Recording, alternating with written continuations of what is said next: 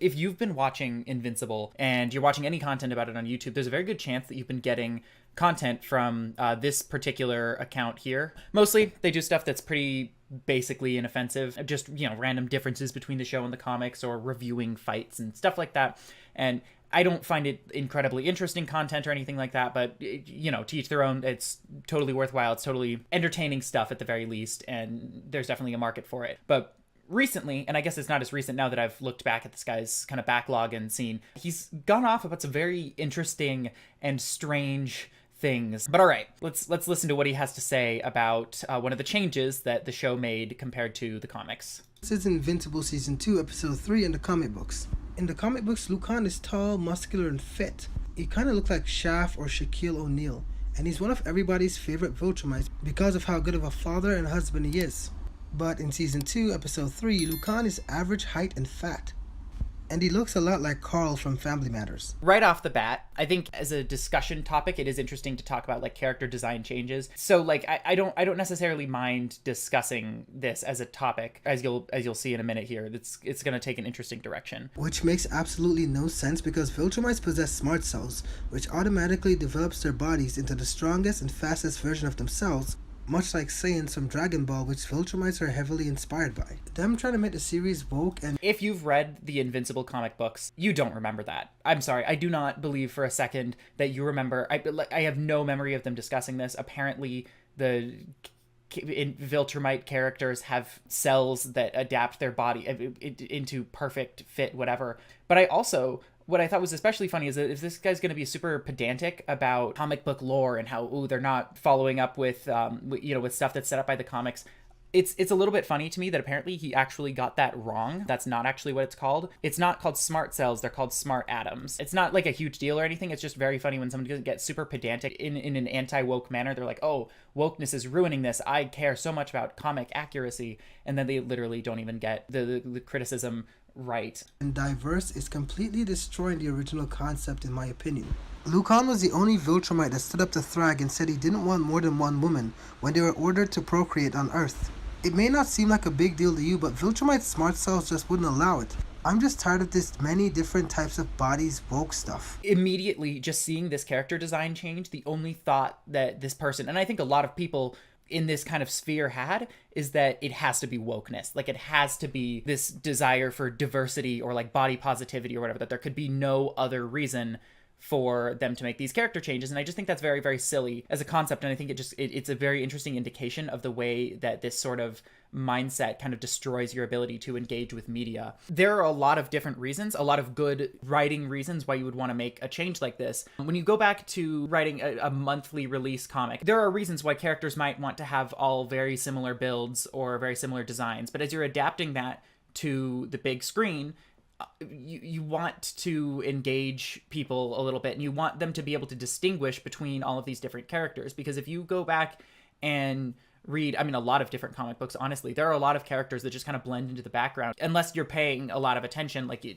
You see the same guy pop up and you assume it's the same guy. And most people watch movies and TV shows that way, right? Where they're not super in depth with the lore or with character designs or anything like that, as a means of getting people to recognize the difference between these different characters and get invested in different people. It makes perfect sense from a design perspective. But even then, the other thing that kind of got me is that if you're going to go off about this whole freaking lore business or whatever, the way that we've established these characters have super strength in the show and in the comics is not based off of their build. It's not based off of their muscles almost at all. I'm sure there's some sort of a correlation there. The scene where he gets his powers in the show is literally he walks out to a garbage can, manages to barely pick up a garbage bag and throw it into the dumpster, and then he gets his powers in between putting that garbage bag away, and then all of a sudden he can throw it into orbit.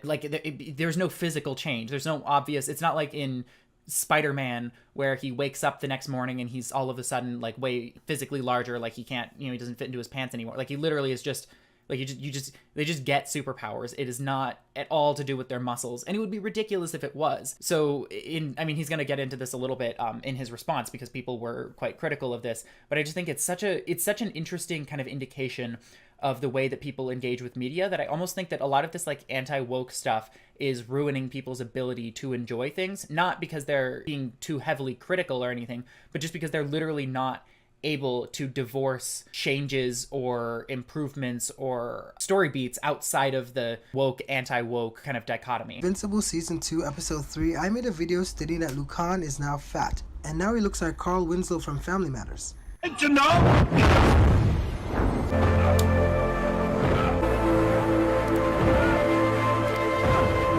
As opposed to his comic book counterpart that's muscular and fit and kind of looks a lot like Steve Harvey with muscles.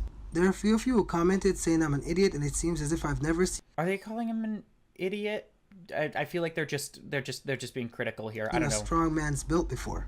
And you guys are right. I don't know what I was thinking. He definitely has a strong... So, okay. This is the critique that a lot of people were making. Also, fantastic pause frame. I love that. What he seems to be unaware of, because, of course, you're just interpreting this character change through the perspective of, oh, they changed this character's design in a way that arguably makes them fit more into a diverse or, you know, diversity-oriented perspective, that has to be the reason why, and there can't be any other motivation behind it. And so people pointed out that, well, really, he's I think, what's the word, power lifter, or a strongman physique, like that he still has a physique that is very heavily associated with strength and with, you know, peak physical prowess. And so then he shows a bunch of pictures of bodybuilders, which is a completely different thing, as evidence that, you know, everyone's completely full of shit for calling him out for that.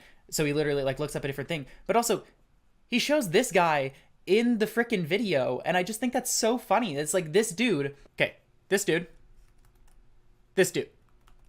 come on, like, you're showing exactly the critique that people are making here. He's just unable to interpret this in any other way. Like, people come up with a valid criticism, and I mean, already I think it was silly that he made it to begin with, but like, if someone notices that and they're like, actually no, here's how this works, here's the reason why this is the way that it is, and like, he can't just interpret that. He can't just be like, oh, I guess I made a mistake, I guess that was silly. Strong man's built. I must have missed his muscles that were hidden under the massive gut in front of him. Now it's gonna make perfect sense how Lucan breaks Omni-Man's back in the coming fight this Thursday. If a 700-pound man falls out of the sky into your back, he's definitely gonna fold you like a lawn chair. Some of you don't even have the brain cells to realize Lucan from the comic books is the one with the strong man's build, not Carl Winslow. Okay, getting over the fact that he's just like just kind of being an asshole here. Like, you suddenly become unable to interpret your own show's lore when you have to complain about the fact that I guess this character is like slightly overweight compared to what he looked like previously. Like, again, it literally does not matter what their build is. It's been made pretty goddamn clear by the show and by just, I mean, even by the comics, that like their strength is primarily tied to their species and not to their physical build. And so in this response video, right, people told him, they were like, hey, this guy has a strong man build, not, you know, like that, you're just misunderstanding what's going on here. Like, he's still incredibly physically strong, all of that business, whatever. And then he shows a bunch of pictures of bodybuilders, right? So I'm like, let's pull this up, right? Bodybuilder, you know, you can get some entertainment, some enjoyment out of looking at this. You're right, yeah, that character does not look like this at all. But if you were to look up, you know, the actual term that people were referring to when they were criticizing you, you would see a bunch of dudes look like that. Look like that. Oh my god, it's a bunch of dudes who are super strong and who kind of look kind of similar to this character. I don't understand this obsession, this like incessant need to be angry about something that you just clearly don't understand. And like, the fact that people told him that, and then he looked up a different thing. Part of this engagement, right? We saw this with Top Gun Maverick, right? Where people are obsessed with the idea that their show can't be woke, or that it can't have some sort of like a political message, that they end up falling in love with, you know, this other, you know, this movie or whatever that doesn't spell it out as obviously for them, or pushes a message that they actually agree with, and then they completely lose their ability to interpret political messages all of a sudden, you know? Invincible, and I have done a video on this, and I would recommend checking it out, and I'm doing another one right now, and I would recommend checking that out when it comes out, on how the writers for this show have been fantastic at making adjustments, making changes to their source material to make a better show, to do better storytelling, to write better characters, all of that business. And so it blows my mind when we watch, season one covers for the most part issues 1 through 13 of the comics, and it's far and away better than what it was to begin with. Absolutely fantastic, massive improvement. And it's like people just literally do not trust their ability to adapt things as soon as it's like a change that is, I guess, slightly in line with something that a woke person would also support. And I don't know. I just I don't understand how you review movies, how you talk about stories, how you do any of that business if you just if that's all you do. This video absolutely jumped out to me. Kate from Invincible is, I don't even want to say it out loud, it's street legal. This one really called out to me. This is based off of some discourse that I'm definitely quite familiar with, so I figured we would check it out. In Invincible Season 2, Episode 2, fans were having the same argument comic book fans had years ago when they found out the Immortal was with Duplicate. So once again, the Immortal is being labeled a pedo. For the record, Kate... Okay, first some setup. The character of the Immortal, his whole shtick is that he's lived for hundreds to thousands of years. He was canonically Abraham Lincoln in the Invincible universe, and then he was shot, and then he adopted a new identity, whatever. So he is this several thousand, or at least several hundred, and I believe several thousand-year-old character who has by extension been an adult for a very, very, very, very long time, compared to this character, Duplicate, who is I think 19. I believe, yeah, I think she's literally a freaking teenager in this show. And that is creepy. It is weird that those two characters date. And I sincerely hope that the show does more to acknowledge that, because they kind of reference it in the comics, but I don't think it goes far enough. But I want to know how somebody is going to justify the fact that we're going to just roll with a few hundred years, because I don't remember exactly how old he is, but several hundred-year-old character is dating a 19-year-old. Kate is 18 or 19 years old. She's street legal. Cool. And for the record, Rex was 19 when he... That's so freaking creepy. Oh my god. Can you, why is that your go-to? Why is that the thing that you're super into? Oh yeah, you're right. It is technically legal.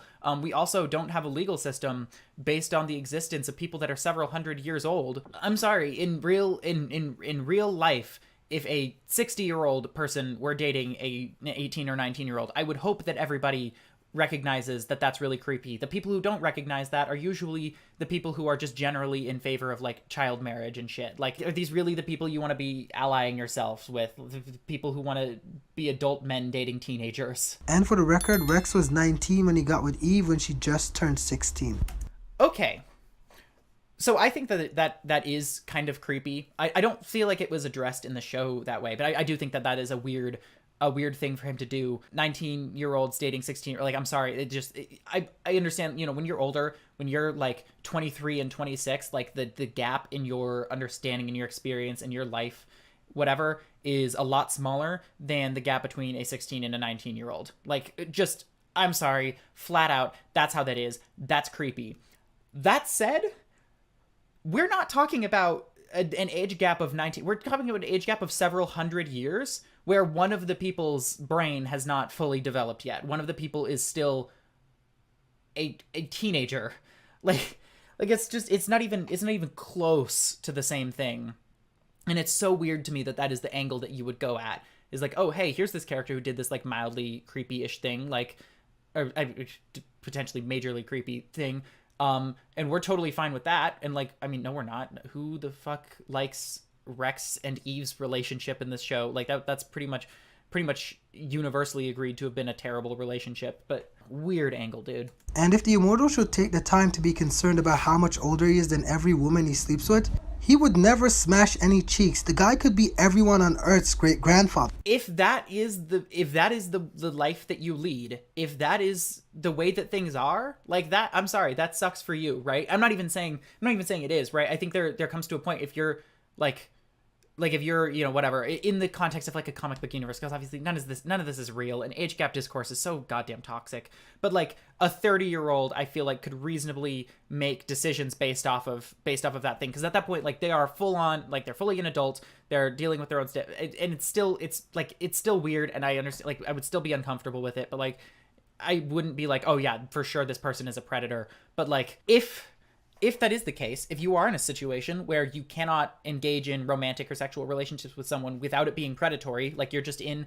I don't know, some weird like superhero universe type situation, like then you don't get to do that. That's the situation. If you are an adult and you get stranded on an island of teenagers, you don't get to have romantic relationships. Like, I'm sorry, that's just how that works. And it's just weird that someone would be like, oh, but like if we care about the ethics of this situation, then like he's not gonna get laid. And I'm fine with that. Like that too bad. Sucks to suck, I guess. I don't know. There are a multitude of aliens and space beings that are, I guess those are all aliens, but there are a multitude of characters that he could engage in relationships with if that's what he really wanted. But also, if he can't do that, like, sucks to be him. Wasn't Omni-Man over 2,000 years old when he met Debbie in her early 20s? If Omni-Man stopped to care about the age difference between him and Debbie, there would be no Invincible. Do you really sincerely want to be using the genocidal wannabe tyrant as your example of why this, like, age gap thing is ethical or why it's acceptable? Like, literally a guy who murdered countless people, murdered thousands of people, and you're like, oh, well, if he had stopped to care about the age gap in his relationship, then we wouldn't have this story. Like, he was literally a bad guy. He was a villain. He was an antagonist. His goal was to manipulate and abuse people. Plus, the Immortal married Kate and they had twins. And if you read the comic books or watched the animated series, you would realize that Kate always looked older than Eve. All I'm saying is getting mad at a guy because he hooked up with a 19-year-old girl whom he married and had kids with is stupid. The same Immortal that lived thousands of years into the future after she died and went mad because he couldn't remember her face. Yeah, it's still creepy. I do not understand why people cannot just look at this several hundred-year-old man, this old man dating a teenager, and not think, yeah, no, that is really weird. Yeah, it is kind of creepy, kind of gross, kind of not something he should be doing, maybe. And I don't care. Like, I do not care that you wrote an abusive a relationship that would be very, very abusive in real life, and then wrote that actually it wasn't that. I don't know, like, you could be like, oh, you have a problem with the fact that my character is a murderer and killed a bunch of people. Well, actually, all the people coincidentally turned out to be monsters, turned out to be terrible people themselves, and so actually he technically accidentally did the world a favor, and like, that doesn't change anything. I don't care. It's like, you can write anything. We're talking about the fact, like, we're talking about the relationship that this has to the real world, and that is just not it. That's just, I do not give a shit. I don't care. But okay, there are a couple more videos from this guy because I think we're just kind of on a kick here. So one of the things that jumped out to me is that, okay, this guy's going to talk about, because obviously the biggest Invincible discourse that we've had, I think, is literally about Amber Bennett, and at some point I might talk more in depth about her and about that whole situation. But this particular one jumped out to me, the idea that he's going to talk about who, oh, actually she is well written, but she's well written to be a monstrous character. She's well written to be like a toxic feminist, and I kind of want to just see like what arguments he's going to make for that, because I think that is a profoundly silly perspective to take. Amber is the most hated and the only hated character in the entire Invincible animated series. Most fans say she was poorly written because she got... Amber was kind of mean to Mark once, you know? I've like... His father literally used him as a physical weapon to murder hundreds of people. Like, I don't know. It's just such an interesting fact that this is like where discourse goes. Got mad at Mark for not telling her about his secret identity. Most fans say she was poorly written because she got mad at Mark for not telling her about his secret identity. Yes, most fans are wrong about that. Even though she knew the whole time. Why am I defending a fictional? I just think that people are very, very silly about their interpretation of this. I'm just gonna, yeah, we're gonna white knight for Amber Bennett here. Let's do that. Telling her would defeat the purpose of having a secret identity. Well, you're all wrong. Amber wasn't poorly written. In fact, Amber is exactly the way she was intended to be. William already explained the reason Amber is the way she is. Before Invincible even started to date Amber, William told him that she was a feminist. She's also into spicy foods, stand-up comedy, and fourth-wave feminism. And the rest of you simps can always comment below calling me a bunch of names and say whatever you want, but that's just the truth. Amber was just a toxic feminist who just wanted another reason to hate. So the argument you're making is the fact that this character is a feminist, and also she was kind of rude a couple of times, and so therefore those two facts must be related to each other. Okay. the man. Amber closed the door in Invincible's face before he could tell her his secret identity, even though she knew he was invincible in the first place and knew what he was about to do. So okay, I don't necessarily, unless, I mean, maybe it'll become relevant and I'll just talk about this anyway. I don't know if I want to even go in depth into like how this story is meant to work or what it's trying to say or what it's talking about. But like, I feel like the fact that a lot of these, I'm going to say toxic fans literally do not have the ability to interpret what this character dynamic was or what Amber was upset about, why she was concerned, whatever, is so interesting. You know, fuck it, let's talk about it. I rewatched the first few episodes of this show yesterday just because I wanted to for funsies, and I was with friends, and on the first like study date that they have in Invincible, he friggin' abandons her for an hour almost immediately. Like, she literally shows up to his house and then he's like, oh, sorry, gotta go do a thing, and he acts really suspicious about it, and then he like flies off and leaves her behind without explaining what's going on.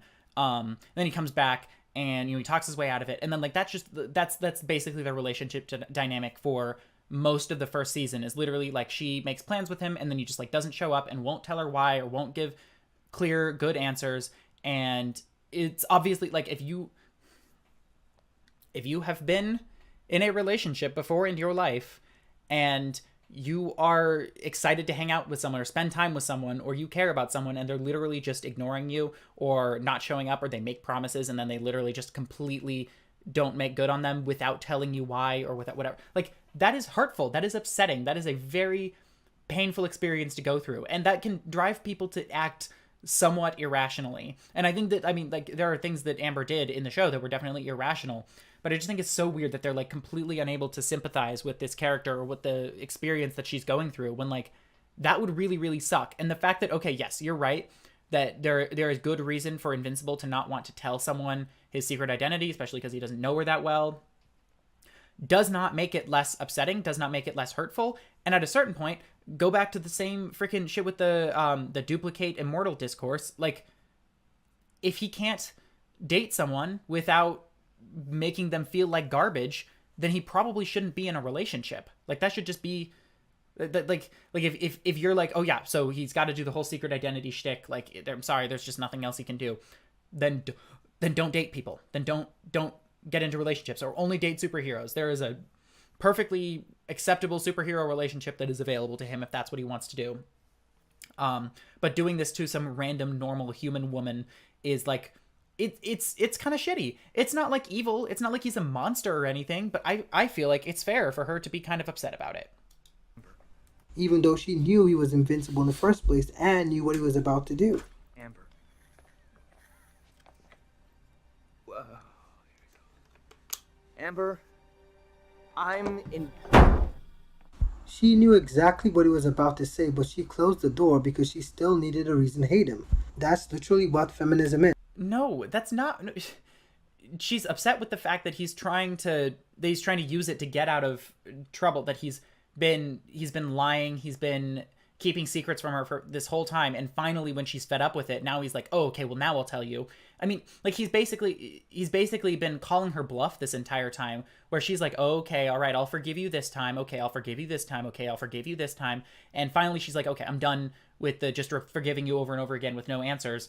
I'm done, I'm tired of it. And he's like, okay, well, now I'll tell you. Like, yeah, I'm sorry, that is a shitty behavior. That's not a cool thing to do. It's not evil. Again, like, it doesn't have to be, like, it's a critique of our main character. It's a thing that he needs to learn, thing he needs to get better at. In the same way that season 2 is very clearly leading into the fact that he needs to learn how to effectively, like, he needs to learn his own philosophy on violence and on, you know, death and all of that. Like, his relationships with normal humans is also an important and interesting axis for the show to get at. And so the fact that he doesn't seem to understand that pattern of behavior is actually a really interesting character moment and dynamic. And I like the fact that he literally shows the shot or whatever of... Yeah. Where, like... Oh, God, you can't even... Here, one sec. Like...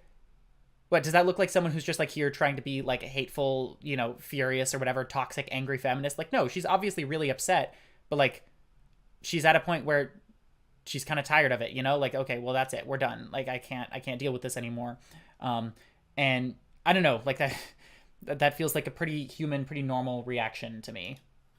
She knew exactly what he was about to say, but she closed the door because she still needed a reason to hate him. That's literally what feminism is. Women who need a reason to hate a man. Wait, what the? Did you what hear the what hell? I just said? I know you're a superhero.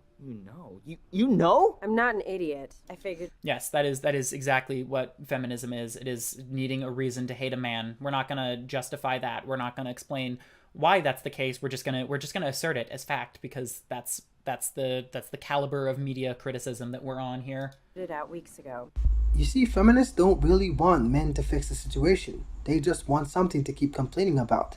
And that's the reason Amber knew a secret the whole time and got mad at him for not telling her, while stopping. She got mad at him for lying to her and putting her through crap. Oh my god. Okay.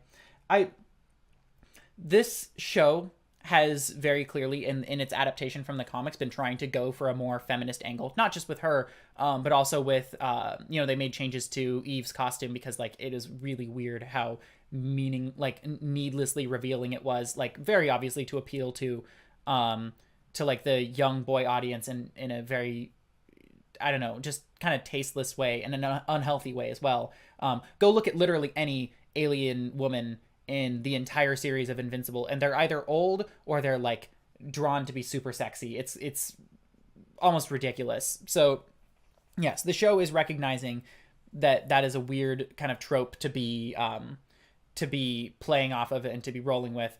And it's so interesting to me that it's like, it's literally only when they tell you that's what they're doing. It's only when when William explicitly says, oh yeah, she's feminist, that all of a sudden people are going to be, complaining about it and upset. Like, you can't analyze the fact that the show is doing this in a bunch of different ways and like trying to either amend its messaging or get more interesting messaging across. And like, I don't know, you're not able to engage with it. But yeah, if someone watching needs to hear this, that is not at all what feminism is. I know as the arbiter of feminism, as actually the inventor, that, that's not true. And you might be a bit skeptical of that, but no, he's just I'm not going to even make an argument in response. He's just wrong. He made that up. He's being very, very silly and very, very cringe.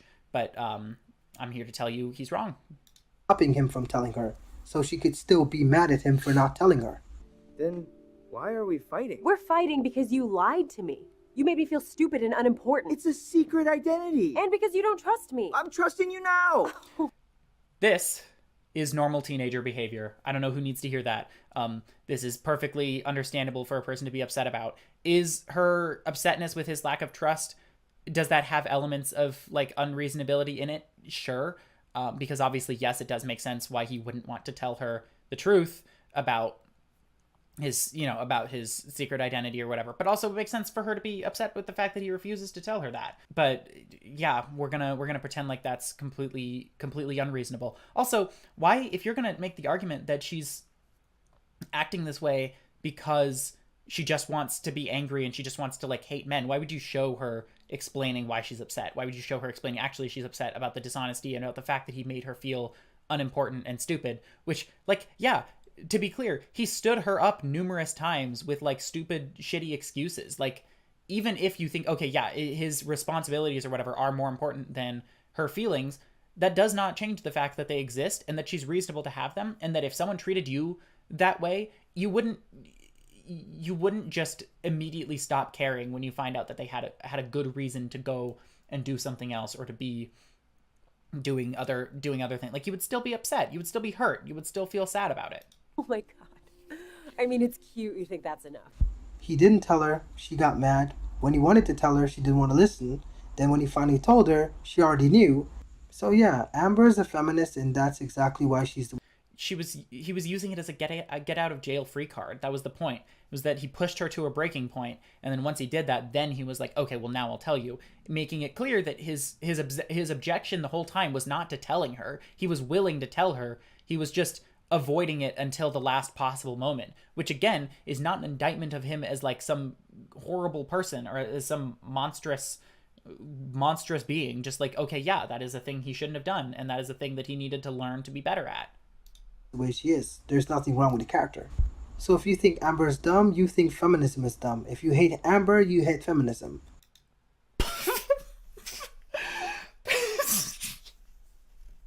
If you hate Amber, you hate feminism. Yeah. Oh my god. All right, no, that was a hell of a closer. That was a hell of a way to end it. Just flat out, hey, if you don't like this character, it's because you hate the entire fucking social, political ideology that she subscribes to. Not even gonna make an argument. Didn't even make a clear connection to why that is. He was just like, oh yeah, feminists hate men, and she was mad at a man. Therefore, feminism is bad because Amber is bad. Oh. Okay. There was another one here that I wanted to talk about. That was good. That was a direction. Oh my god, yes. Freaking Eve's dad isn't a bad guy. I have not seen this before. I have no idea what he's gonna say. But Eve's father in Invincible has treated her very, very, very poorly. And granted, I see that this came out before season 2, so I'm going to, like, I'll probably use that just as kind of evidence that, like, this is the direction they were going, but I'm not gonna be like, oh, you didn't pay attention because in episode 2 he did. Like, okay, yeah, obviously hasn't seen that yet. A lot of Invincible fans really hate Mr. Wilkins. In case you don't know who that is, that's Eve's dad, and I honestly don't have a problem with him. I actually think he's a great dad. During the Atom Eve Invincible special, we got a glimpse of what they had to go through when they were raising Eve and her abilities allowed her to see atoms. She was just weird. It's just... Okay, yeah. You're right. He was kind of humanized in the Adam Eve special. He was given some more serious, more thoughtful stuff to go through. That does not change the fact that he was abusive. That just gives you more context for the, you know, for his for the direction that he was going, for the character that they were writing. Like, that doesn't, like, characters having a tragic or sad backstory or going through a lot is not a justification for the horrible things they do. It's just, like, kind of an explanation, and it's not even always an explanation, but okay. It's the truth. But the series showed that he actually didn't care he was a good dad until Eve started to draw weird symbols that nobody knew what they were, and to be honest, as a parent, that would alarm anyone. And not... No, what? Okay. You're telling me that if you had children and they started drawing, like, weird shapes, you would be alarmed? Like, actually? Like, is that really, like for real? I feel like it would be, I mean, maybe you'd be confused about it, or you'd be curious, or you'd want to look into what it is that they're doing, or why they're behaving that way, or why they're doing that. But I do not think that would be cause for alarm. Like, I don't know, just like, can you imagine your preschool, like not gross images, not creepy stuff, just like shapes that could maybe be symbols of something. Or, I mean, if your kid was drawing, because obviously what she was drawing were like models of atoms, right? Like, if my child started drawing like super detailed chemical diagrams, or, you know, like reaction coordinates or something, I'd be like, god damn, like, they must be reading that. That's impressive, and I would want to, like, learn more about it. But I would be pretty excited for that, personally. Not to mention, Eve's mom was also worried about her weird behavior too. Adam, last year when Samantha kept writing letters over and over again, do you think it was this? But Eve's dad was judged for... Yes, she was concerned about it. I mean, I think a little bit. Well, no, I think her reaction's probably fairly understandable. Like really confused. Like, okay, where is my child getting this information? But she was concerned about it. She wasn't, like, she didn't overreact. She didn't freak out. She didn't treat her child like garbage. Although she did kind of let her dad do that. But, you know, being a bad father again because he said this. Don't be absurd. She wasn't reading science textbooks. She could barely read it all. Which, in all honesty, is a completely rational response. Not to mention when you keep hearing weird stuff about your kid. The neighbor called me last week because she'd been staring at his tree for an hour. Even so, people still hate Mr. Wilkins because of these reasons. Yes, she was confused, and she didn't treat, like, the reason that people dislike him is not because he was concerned, or because he was trying to figure out why she acted the way she did, or why she had these weird abilities. It was because of the way that he treated his child. So the fact that her mom was concerned in private does not actually address that criticism at all. When Rex cheated on Eve, he told her to forgive him and move on.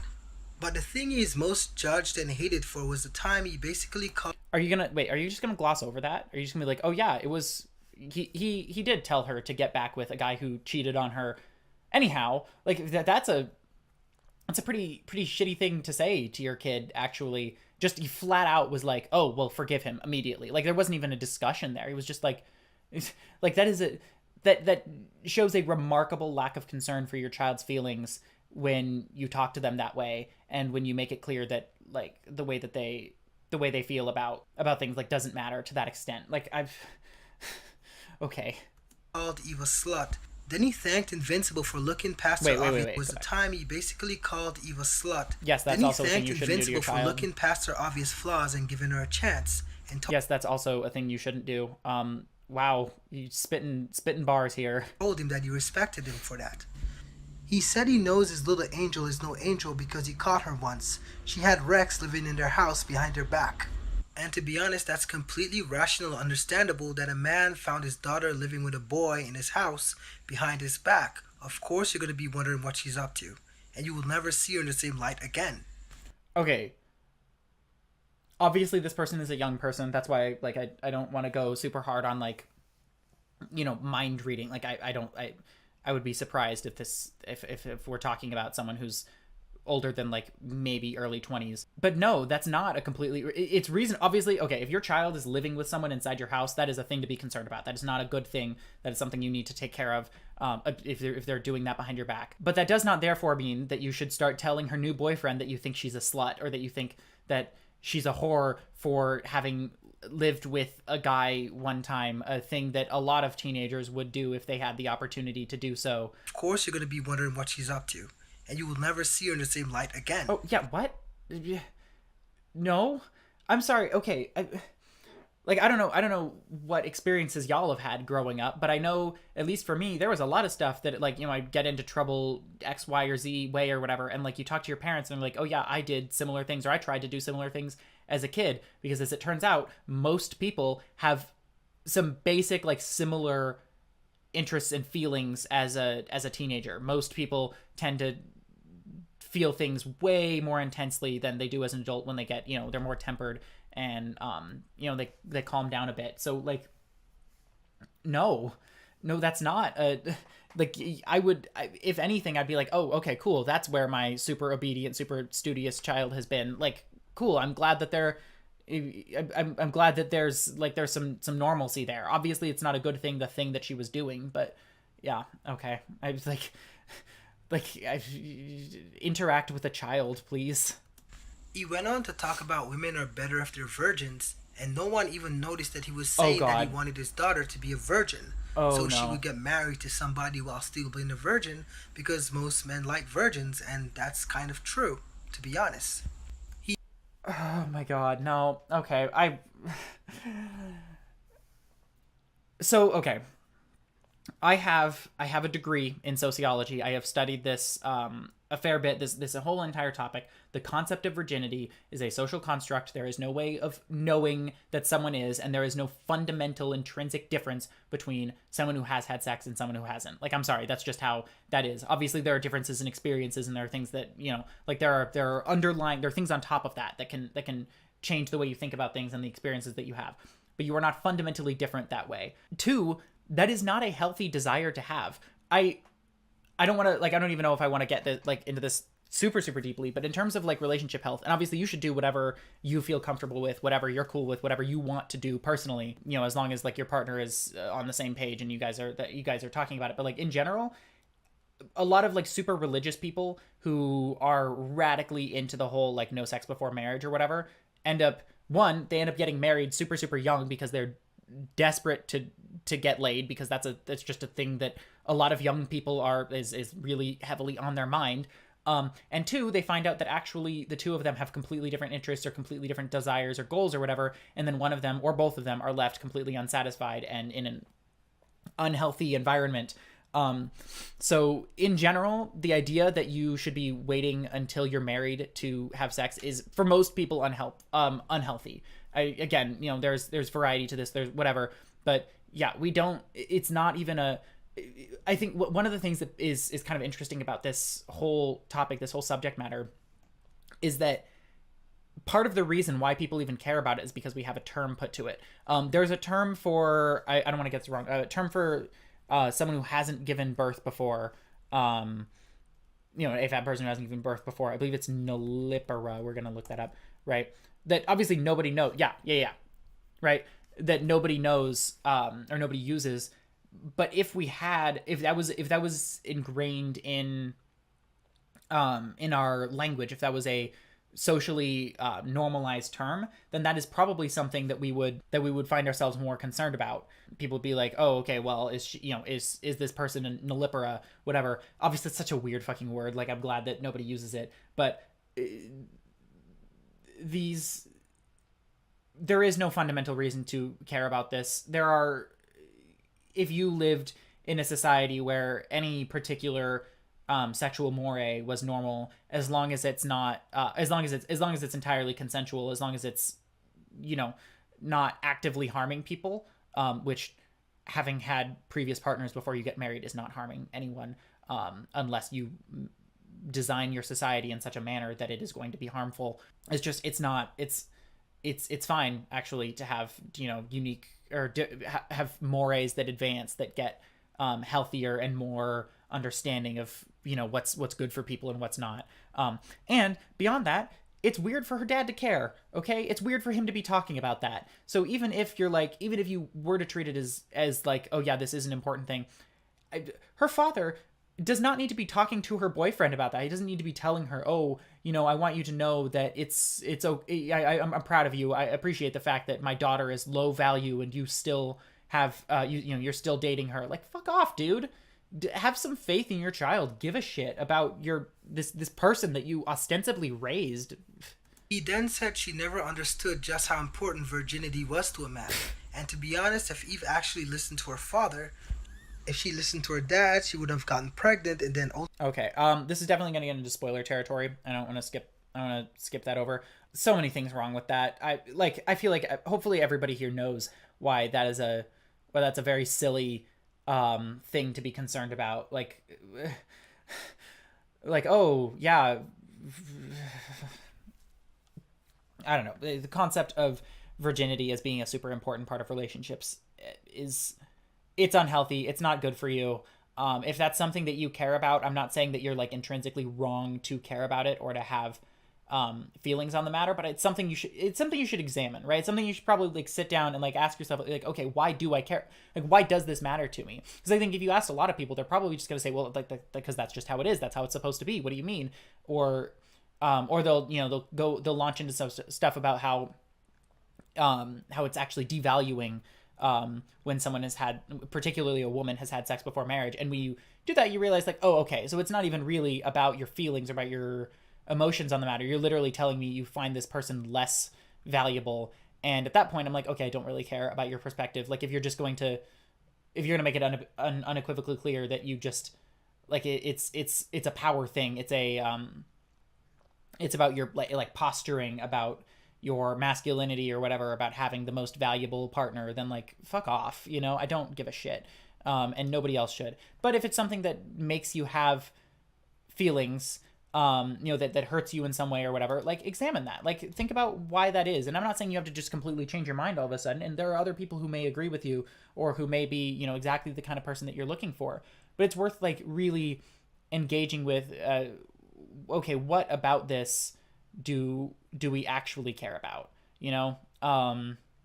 Let's see here. Was there anything else that I wanted to get into? I think that might be it on this front. I don't know. To anybody who's watching, I'm curious if anyone has like questions on any of this, or if there's disagreement here. Because I don't know. I feel like this is just unhealthy, and it's really weird that her dad would be super concerned about that. And it's also really weird to be like, oh, well, if you would listen to your creepy father who talks about your sex life to your boyfriends, then like maybe you wouldn't have gotten pregnant. Like, well, there's a lot of ways that wouldn't have happened. And also, it's not his deal. It's not something that he needs to be bothering himself with. I thought that it would be a fun time to talk a little bit more about Invincible. Every once in a while, just because I'm curious about people's takes on this, I will search it looking for strong opinions. You know, you throw in the right keywords, you throw in woke, you whatever. And for whatever reason, this hadn't come up before, but it did come up a couple of days ago, and I watched the first 3 minutes, and it freaking killed me. I have no idea if this whole thing is going to be about Invincible. There aren't any sort of like timestamps, and I did not want to pre-watch the whole thing. I watched just enough to make the thumbnail, pretty much. I hope to God that he does not get super deep into Amber, because I don't want to talk about that again right now. But if he does, I will, because I have chosen this life for myself.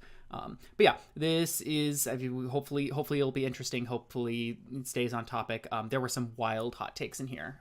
So I believe he starts about a minute in. There's like an intro, and this was live streamed. So yeah. Oh dear, what did I do? What did I? Oh, I was on the wrong screen. Jesus, I'm not used to this. Netflix, Amazon, I don't know. It's not my card. Well, Help games go to the. Oh, look at me go.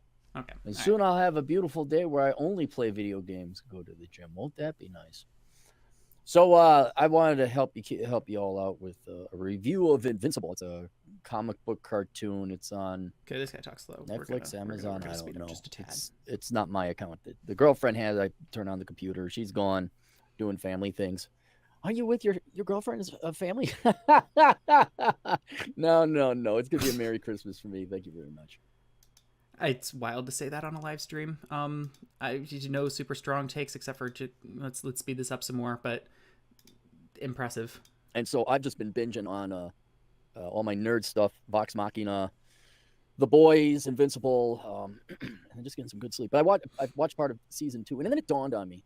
And the reason why is it had something very similar to Hogwarts Academy, where I really enjoyed Legacy, Hogwarts Legacy. I really enjoyed that video game. And then Lightning Strike hit, fried my Xbox, and my game was lost. I'm like, well, I like that. Okay, I never got around to playing Hogwarts Legacy. I'm not really one of the people that participated in like boycotts or whatever like that, because I just don't think it's a super meaningfully effective way to protest this sort of thing. But it didn't look very good anyway, so why was I going to play it? And everything that I've heard from people is that it's got like really pretty maps and stuff, and otherwise is just like incredibly mechanically lame. But I do think it's funny, and I don't want to project too much onto this particular person, but like so many people in this like sphere of the internet have to like lump on an inappropriate amount of praise for this like mediocre game. I don't know. I never got around to it. That's what I hear from people that I trust that put themselves through things like that. A game a lot, but I don't like it enough to like go play the 25 hours I just played before to learn it all over again. So I guess that's what happened to that game. Well, I was watching Invincible, and the first time I saw Invincible, Chris Beckloff over at the Beckloff says, "Yo, you'd like it." And episode 1, look, oh shit, here comes LaDasha, and she gets the white guy in the nuts. I'm like, fuck this shit. See this? Okay, this is the first thing, and I turned it off after I heard this, and then I let myself listen to like another minute or so. Like I racked my brain trying to think of a thing in a movie that would make me have this reaction that would piss me off to this extent in the beginning. If you watched a movie or watched a TV show and a black lady kicked a dude, and that was fucking it. He couldn't do it. He couldn't handle it. Like I felt like I had to talk about it. You can't even get her name right. Can't even just say like, and then some lady did this. Like he has to give her a stereotypically black name. Anyway, it gets even more wild in this next minute, and then we'll see how it goes from there. No, I'm done. I saw that was like 5 minutes into it. I'm like, no, I'm not gonna. I don't care how good it is. I don't care how good it is. He doesn't care how good it is. A black lady kicked a guy. I don't care how good it is. I can't stand for this. I don't care how good they said Baldur's Gate 3 was good. It's horrible. That's low quality, no quality woke trash. That's what that was. I haven't played Baldur's Gate 3, but I ended up watching Invincible again. I don't know why. I'll give it a shot. And I was like, damn, this is really good. But then, as I always said, there's a turd in the punch bowl, and it's a little turd, and the punch bowl can be big, but it still doesn't matter how big the punch bowl is. There's still a turd in the punch bowl, and these little turds in the punch bowl would float by. Where, oh my goodness, his best friend is gay. Okay, I need to rewind that anyway, but am I the only person who freaking hates that metaphor? I just, anytime someone says, like, where did that even originate? Did it originate from the George Carlin bit? Because that's where I remember the lovely party, but there's a turd in the punch bowl, something like that. I think that was George Carlin. Is that where that originated? Because if it is, it should have stayed there. And if someone else came up with that, I hate it, and it's the worst metaphor, and I really don't like it. And that's all. Anyhow, let's let this guy continue. And it's a little turd, and the punch bowl can be a big, but it still doesn't matter how big the punch bowl is. There's still a turd in the punch bowl, and these little turds in the punch bowl would float by. Where, oh my goodness, his roommate, his best friend is gay. Oh wow, that was real creative. Does it need to be creative? Like the movie has a guy with black hair. That's not incredibly creative. There are people with mustaches in this show. It's not very creative. Oh, he's wearing a blue T-shirt. That's not creative. Like what is the argument here? There's a gay person in the movie or in the show. I keep saying movie. And fucking and. Like your point. And what gets me about this, because a lot of like anti-woke people, obviously this guy isn't one of them that read the comics for this series, or if he did, then this is wild. This is very surprising to me. But is that William being gay is a much bigger deal in the comics. Like it almost feels like a spoiler to even say that he is, because there's a whole bit about him like coming out and him being a big deal. And I think that's fine. Like I have no problem with them doing that story or whatever, but I also really enjoy media with like queer people that just kind of treats it as a thing, you know, like he makes a few gay jokes. He's a gay dude and he makes a few jokes about it. And like, that's it. Like he's just there. He's just a part of the story. And I think that's cool personally. I don't have a problem with that, but I just, like people see stuff like this. They see just like queer people or black people existing in a movie and then are complaining that it's uncreative that they're there. It's like, write anything, write any story in your life and then make every single detail quote unquote creative. Like, okay, that's real. And then what else? Oh, everyone's a mixed race couple in Invincible. Everyone's a mixed race couple. And then there was one mixed race couple. How dare you, whoever created Invincible? You painted a black man a bad way. There's one where. Wait. Okay, so for starters, I think the fact that the people like this just notice interracial couples freaking constantly, like for so freaking long, anti-SJW people have made a huge deal out of the fact that supposedly, liberals, lefties, like whomever, are obsessed with race. They see it in everything. They're constantly attentive to it. And like, I will never be as obsessed with the existence of races other than white than people like this will be. Like they're just honed in. They're zoned in. Anytime that a black person appears on screen, they're like fucking there, chomping at the bit. And it kills me. It does. It's lovely. But beyond that, I do not understand how you can bitch and you can be like, oh, it's messed up because it's super woke, and also they depict a black person in a bad way, so therefore it's gonna offend the wokes, when obviously no one's been offended by that. I'm assuming he means what's his name, friggin' rock guy, Titan. I mix him up because that's also the name of the villain from Megamind, and probably other stuff. That's a pretty common word. But it's like, or you're just really, I don't want to be super insulting yet. I want to like give benefit of the doubt, or you're just really unaware of what the people who disagree with you believe and the way that we think. If you think that like the existence of a non-white person doing a bad thing is offensive to us, it's like maybe you should just like talk to another human, talk to a person who doesn't immediately already agree with you on literally everything. That would be cool. There's a young couple looking at a house. Happens to be the black guy is the husband, and he's like, no, we're not getting this house, because I don't like this, I don't like that. And he's being kind of curt and rude about it. She said, but honey, I like it. He's like, excuse me, do you make the money? Which I'm thinking, like, that's a fair point. He was a douche to her. Like, he publicly berated her.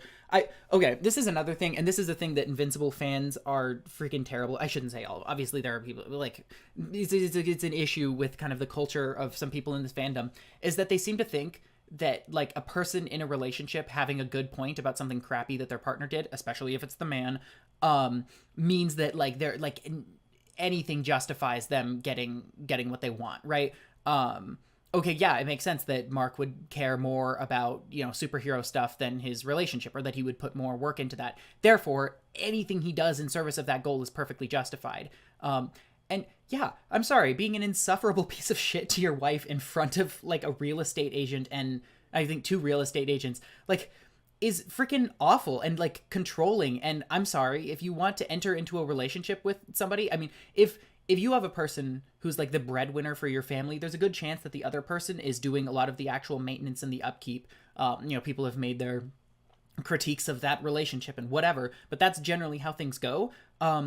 So, hot take, just because you're not getting paid for the labor that you're doing doesn't mean that you shouldn't have, like, a say in how your life goes. Cool, he's paying for the house. Chances are she's the one keeping it clean. Chances are she's the one decorating it. Chances are she's the one, like, running parties, cooking food, like, all of that, because that seems to be the relationship those characters have. So, yeah, he shouldn't be awful to her. It's a worthwhile thing to have a conversation about, and I don't think that you should be expected to spend your money on something that you don't care about. But guy was a douche. Like, I'm sorry, just because you have, like, kind of a good point, sort of, in a roundabout way, doesn't justify literally anything that you do or anything that you say to your poor wife. But yeah. That's a fair point. Oh, but he's oppressive and controlling. No, he is the slave who is working, and it's his money. Now, someone else could go, well, I'm just as the economist, that's how I ruled on that one. But my point is, as an economist, is this guy an economist? Because if he is, like, does he not know?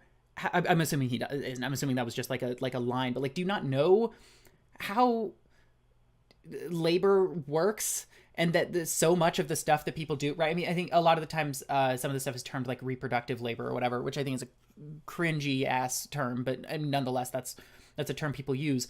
But it's just, like, that's wild to me that you wouldn't understand that. I don't know. People like this, like, they want a partner that's going to contribute to their relationship, but then also, oh, I'm the one who physically is given the money for the work I do, therefore I should have complete control, and I should be able to humiliate you in front of people when you're, like, excited and happy. Whatever. That there would be these occasional, and albeit little turds in the... Oh! And that was the other thing. Ooh, another one. This was a bigger turd than the other little turds. So, Invincible, good-looking dude, he goes out with the fat black girl. That's his girlfriend. And when they were making out, I'm like, okay, I'm skipping it. It did...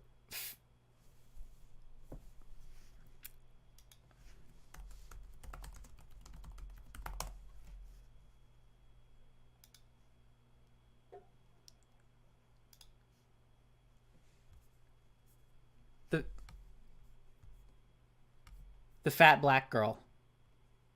The morbidly obese. The fucking...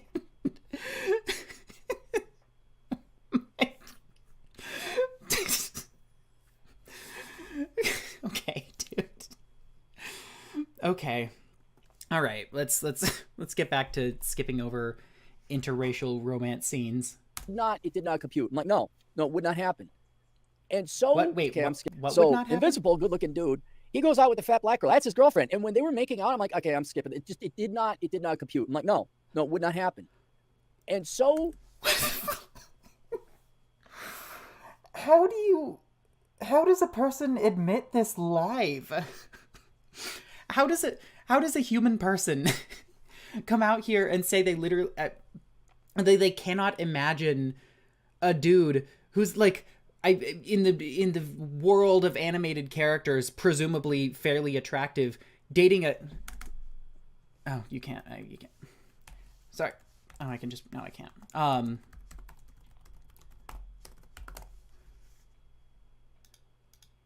Like... This is a normal-looking person. Oh, God, you can't even... Have you not been able to see this whole freaking time when I'm zooming in? This is a normal-looking person. This is a human. This is a normal human. I don't need to suspend my disbelief to believe that this person is in a relationship. like what? The freaking it's impossible to conceive of that a normal looking animated character is dating another normal looking good God, like they can fly, they're impervious to space lasers, but a relationship between two normal, like presumably moderately to good looking people, that's impossible, that's inconceivable. So the bigotry of soft expectations. They were talking because there's a high school teenage drama. They're going to go to college. He's like, yeah, she's looking. He's talking about his girlfriend. She's looking for a good social justice program. I'm like, fuck off. Just fuck right off. Because yeah, she's a black girl. Why would she go into engineering and actually close the wage gap and make more than men? No, she's. Or she's a person who has experienced marginalization, a fairly common experience for a black woman in America, and she wants to do something about it. You can do more things than that anyway. I mean, I freaking when I graduated my undergrad, I majored in chemistry and sociology. So I did the social justice bit, and I also did other things. But looking for a good social justice program is a thing that teenagers these days might be concerned about. That's like, he's making the argument that this is some like bigotry of low expectations shit, that like because you're not having a black person do like some crazy super advanced science shit, which as it turns out most people aren't doing, just statistically speaking, and therefore not literally every character needs to do in college, that somehow that's the secret second kind of bigotry. But it's like, it's just normal shit. Like bigotry of low expectation stuff is definitely a thing that in particular I think like white liberals can do, but it does not look like letting people do whatever they want, like living their lives however they want. Like bigotry of low expectations is a serious issue when people start like being incredibly condescending to marginalized people and talking down to their experiences and stuff like that. This is nowhere close to like literally your one piece of evidence, unless he's going to bring up more, is she wanted to do social justice things, and quite frankly, God bless her. Gotta go and piss away $75,000 on a joke of a fucking degree because she's the black chick. I mean, South Park made fun of this 20 years ago with Token.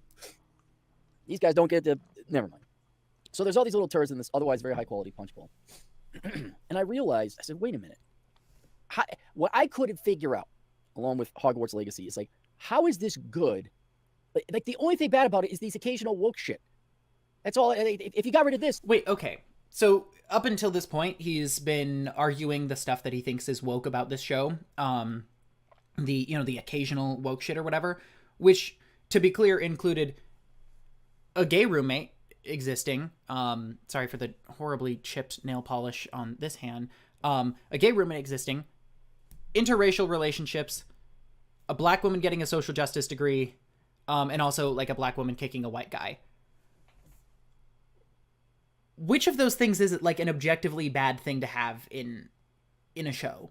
I like genuinely. Oh, and then the other thing, he also, thinking he was making some incredible point, was like, oh, and also they had a black guy do a bad thing, and therefore the wokes are triggered or offended or whatever. Like, what about it's woke?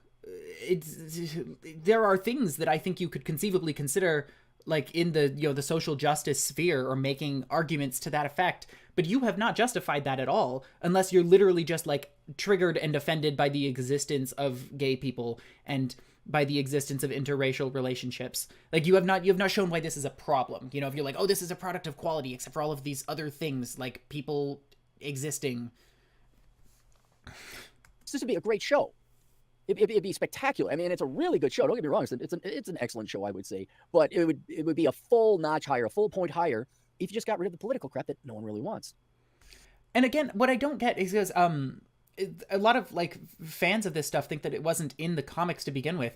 There was much more heavy-handed. I shouldn't say much more. There are definitely some heavy-handed bits here and there, but there was some serious heavy-handed social justice, like political stuff in the comic books. I mean, I don't want to like spoil things super hardcore, but there's a whole bit about body positivity that lasts for quite a while. Something that, I mean, if he couldn't suspend his disbelief about Mark dating Amber, that he's not going to be able to handle later on in the show, assuming that they go for it.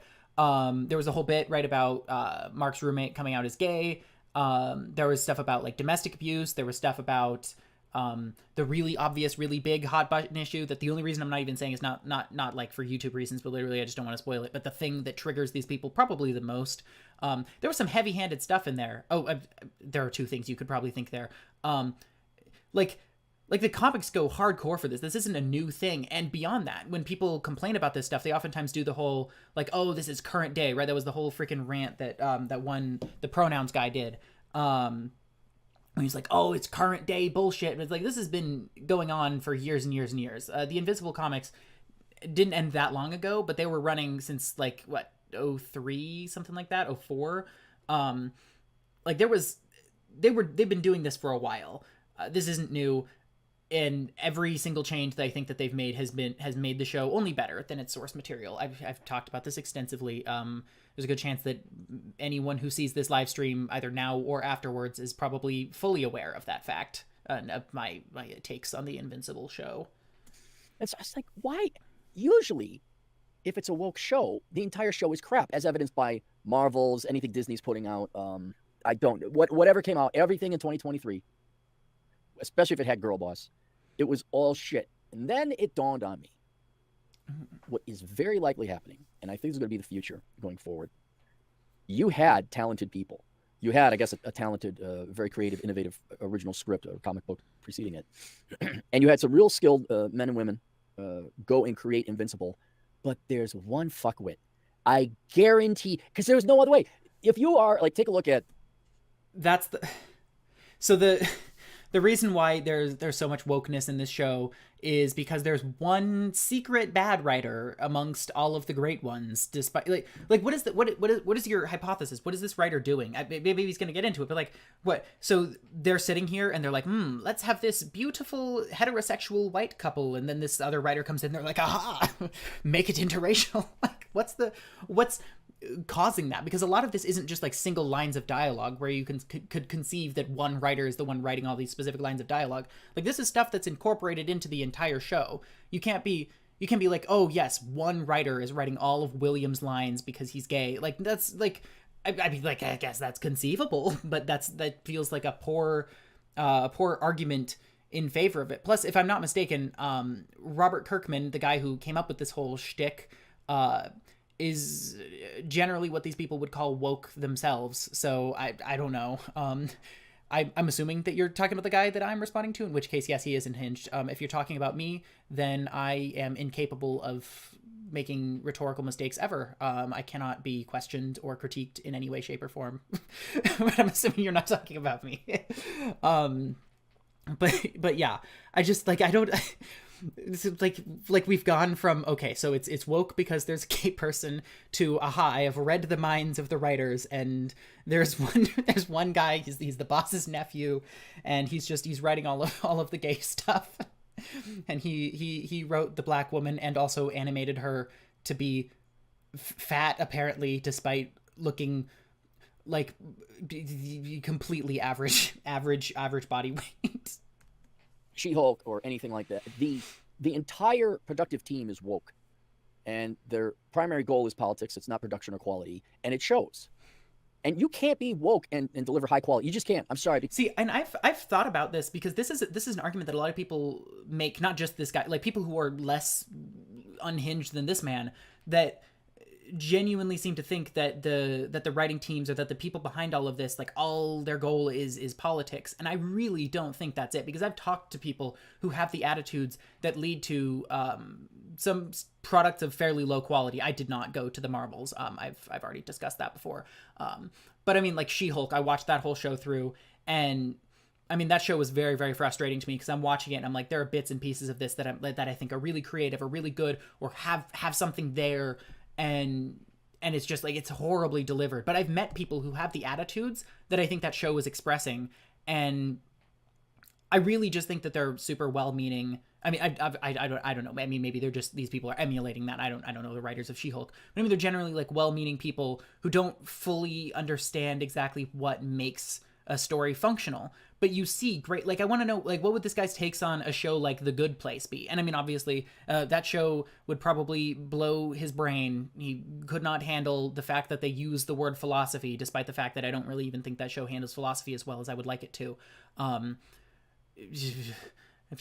I at some point kind of want to talk about The Good Place a little bit, because that show gets on my nerves, even though I love it dearly. It's a fantastic show, but it still bugs me. But I mean, like, that show has an incredible amount of progressive ideas and thought processes, some of which I think are genuinely almost kind of radical.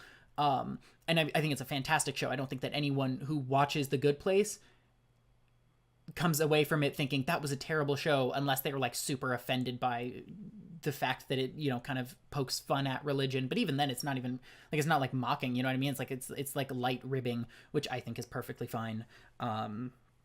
So yeah, I don't know, like, this idea that you can't be woke and make a product of quality is, it's just shown time and time again not to be true. I mean, fuck, like, watch The Boys. Like, The Boys is infinitely more woke than Invincible could ever be. And yet, yeah, I figured, I appreciate that. Yeah, it's wild. We're loving it. Or, oh god, what's the, I mean, fuck, Everything Everywhere All at Once. Working on a script that discusses that movie. I mean, fantastic stuff. Like, it just seems to be a very silly hypothesis that these people cannot fully wrap their brains around the idea of people who disagree with them making good media. And granted, there's a level of people disagreeing with me that I don't know about your ability to create good media. But even then, I have a probably slightly more nuanced takes on it than this guy. But I don't know. We'll see. Because you're just not to delve into it too deeply. Please but do. The whole idea of being woke and, oh, my traits and, oh, my goodness, and is you're lazy, you don't want to work. And so you have no skill. So I'm like, there's no way, if it's a woke production, it's going to be high quality. And I realized, wait, I don't know what a producer is. I don't know what the executive producer is. I don't know what the director does. I know what the actors do. I know what a writer does. I guess a writer writes, but I don't know who. But pretty much everyone on the team that did Invincible is excellent. But I bet you they got somebody's niece or nephew who went to... I was fucking right. She thinks it was the boss's nephew.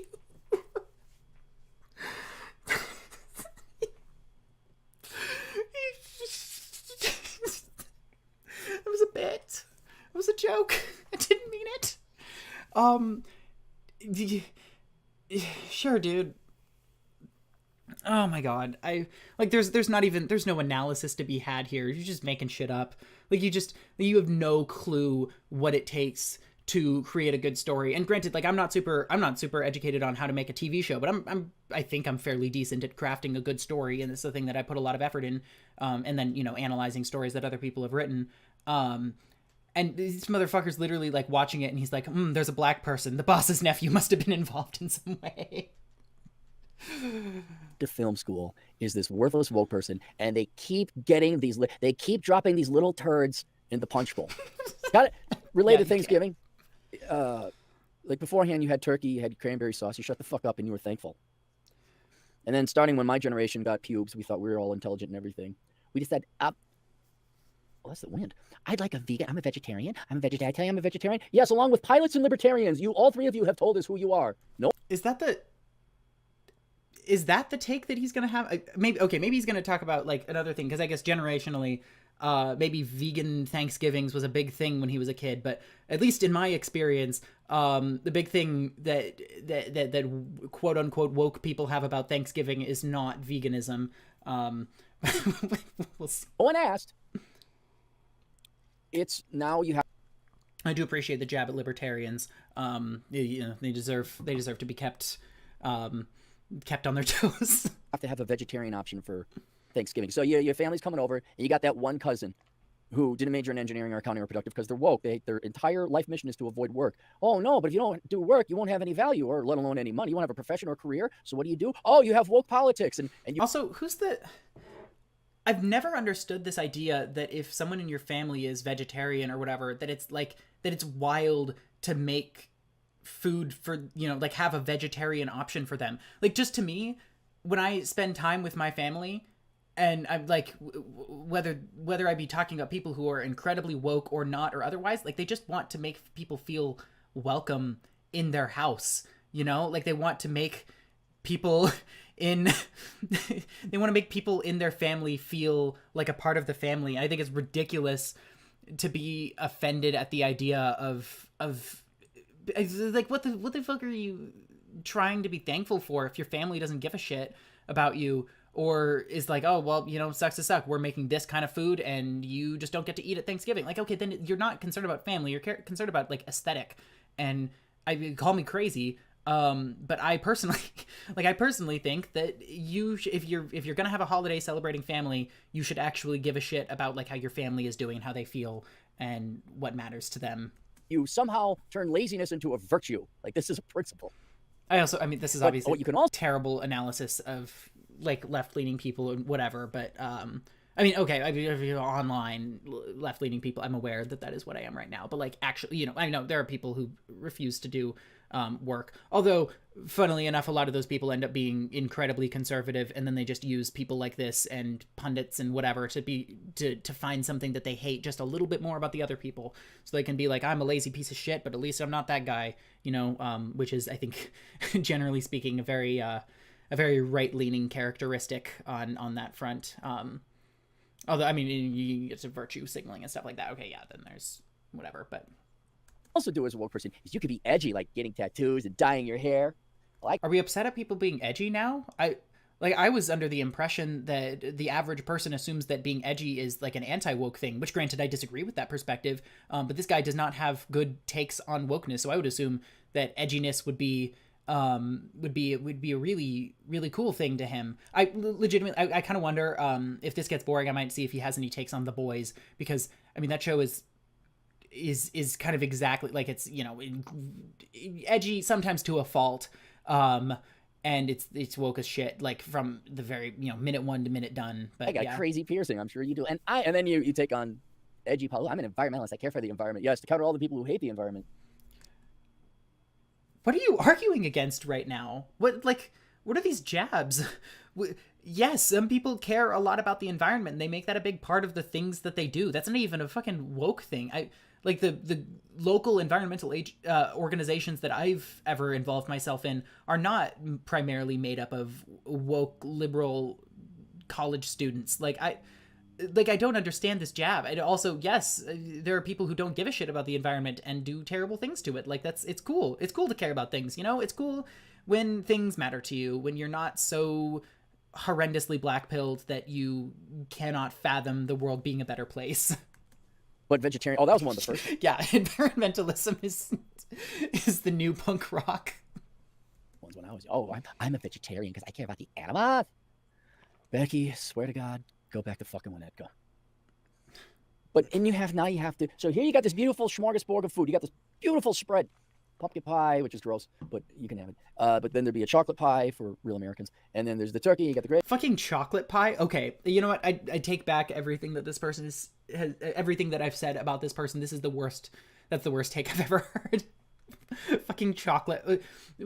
Chocolate pie could be fine, or like French silk or whatever, but like, and I am a die-hard chocolate person, but dear God, chocolate pie is too much. Maybe I can't handle these high-level ideas.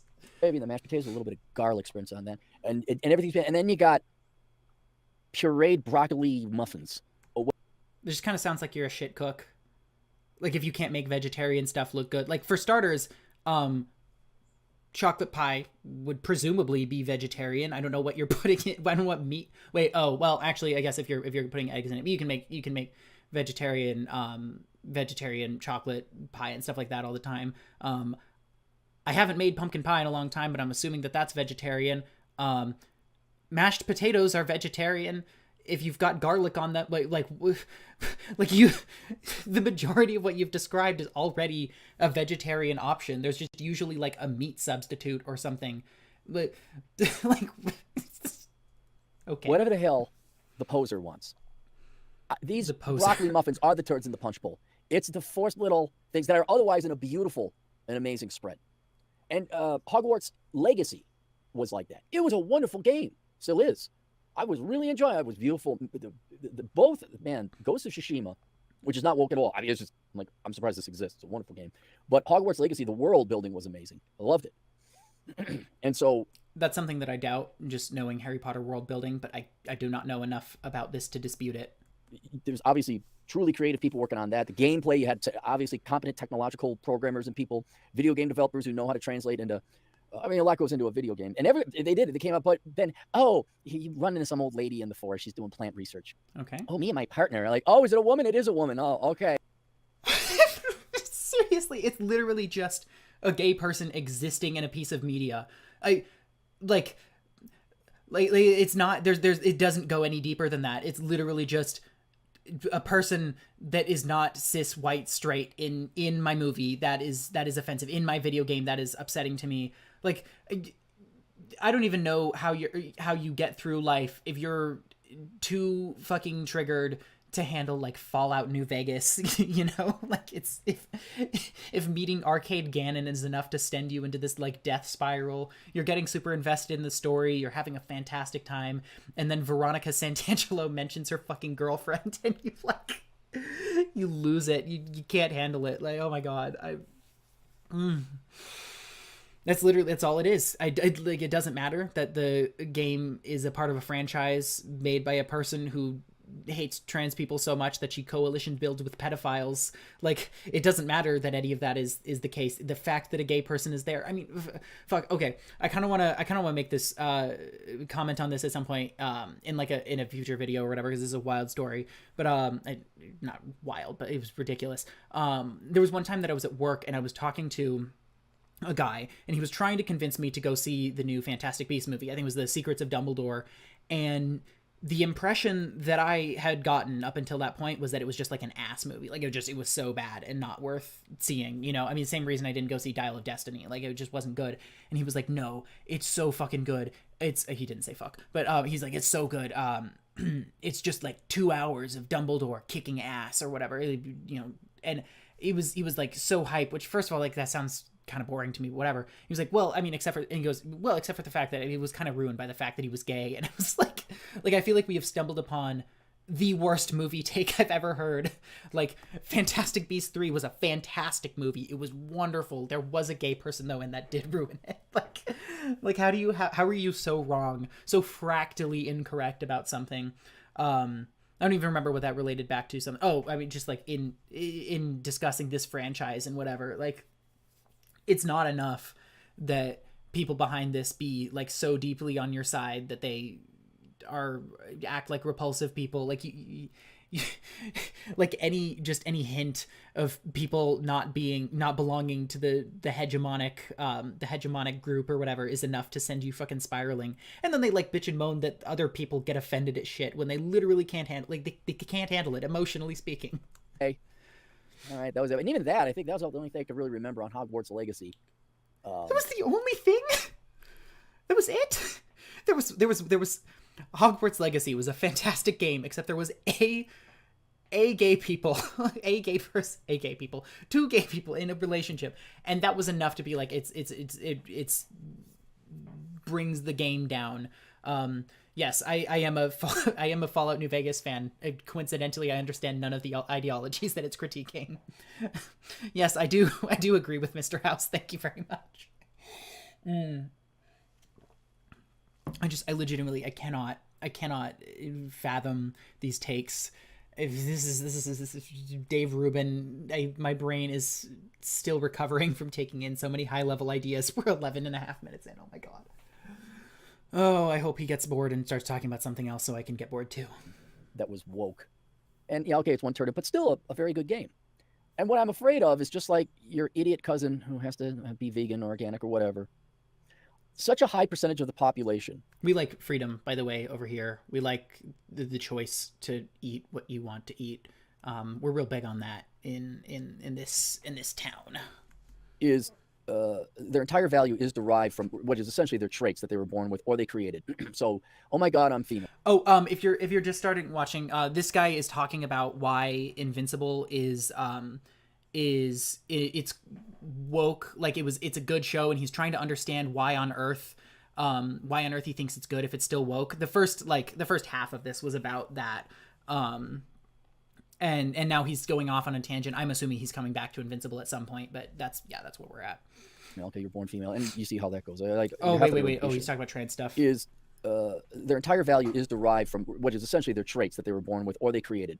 So, oh my God, I'm female. Okay, you're born female, and you see how that goes. Like, you're half the population. I don't know why you're so special, but okay, you're going to derive all your value from something you had no control over, or whose genitalia you like to lick. And a lot of people will lie about it.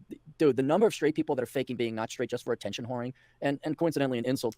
I assume you have evidence of this, right? You've got some bulletproof evidence that all of these gay people are faking it. I presume you've got a way of defending that genuinely ludicrous opinion. To the non-straight community, it's dumb. It's insulting.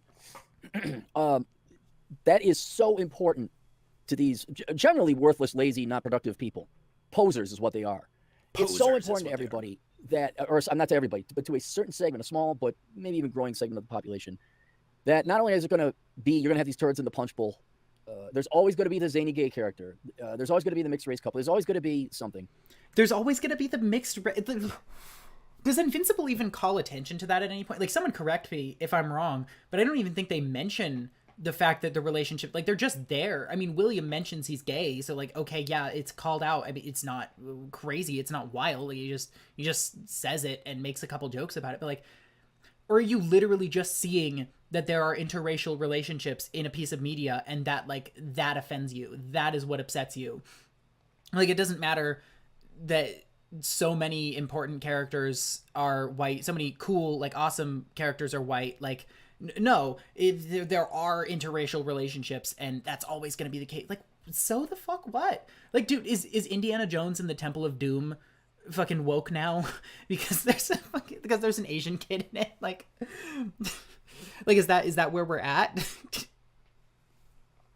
Yeah, criticizing imaginary people. Like, no, they don't exist. The person that we are setting up, that is worthless. Like, there's like 3 of them on the planet, I think, and all of them are on Twitter, and that is it. That is all of them.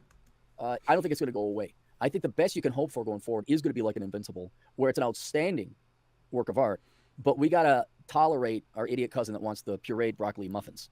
And I'm not going to lie, fucking fantastic.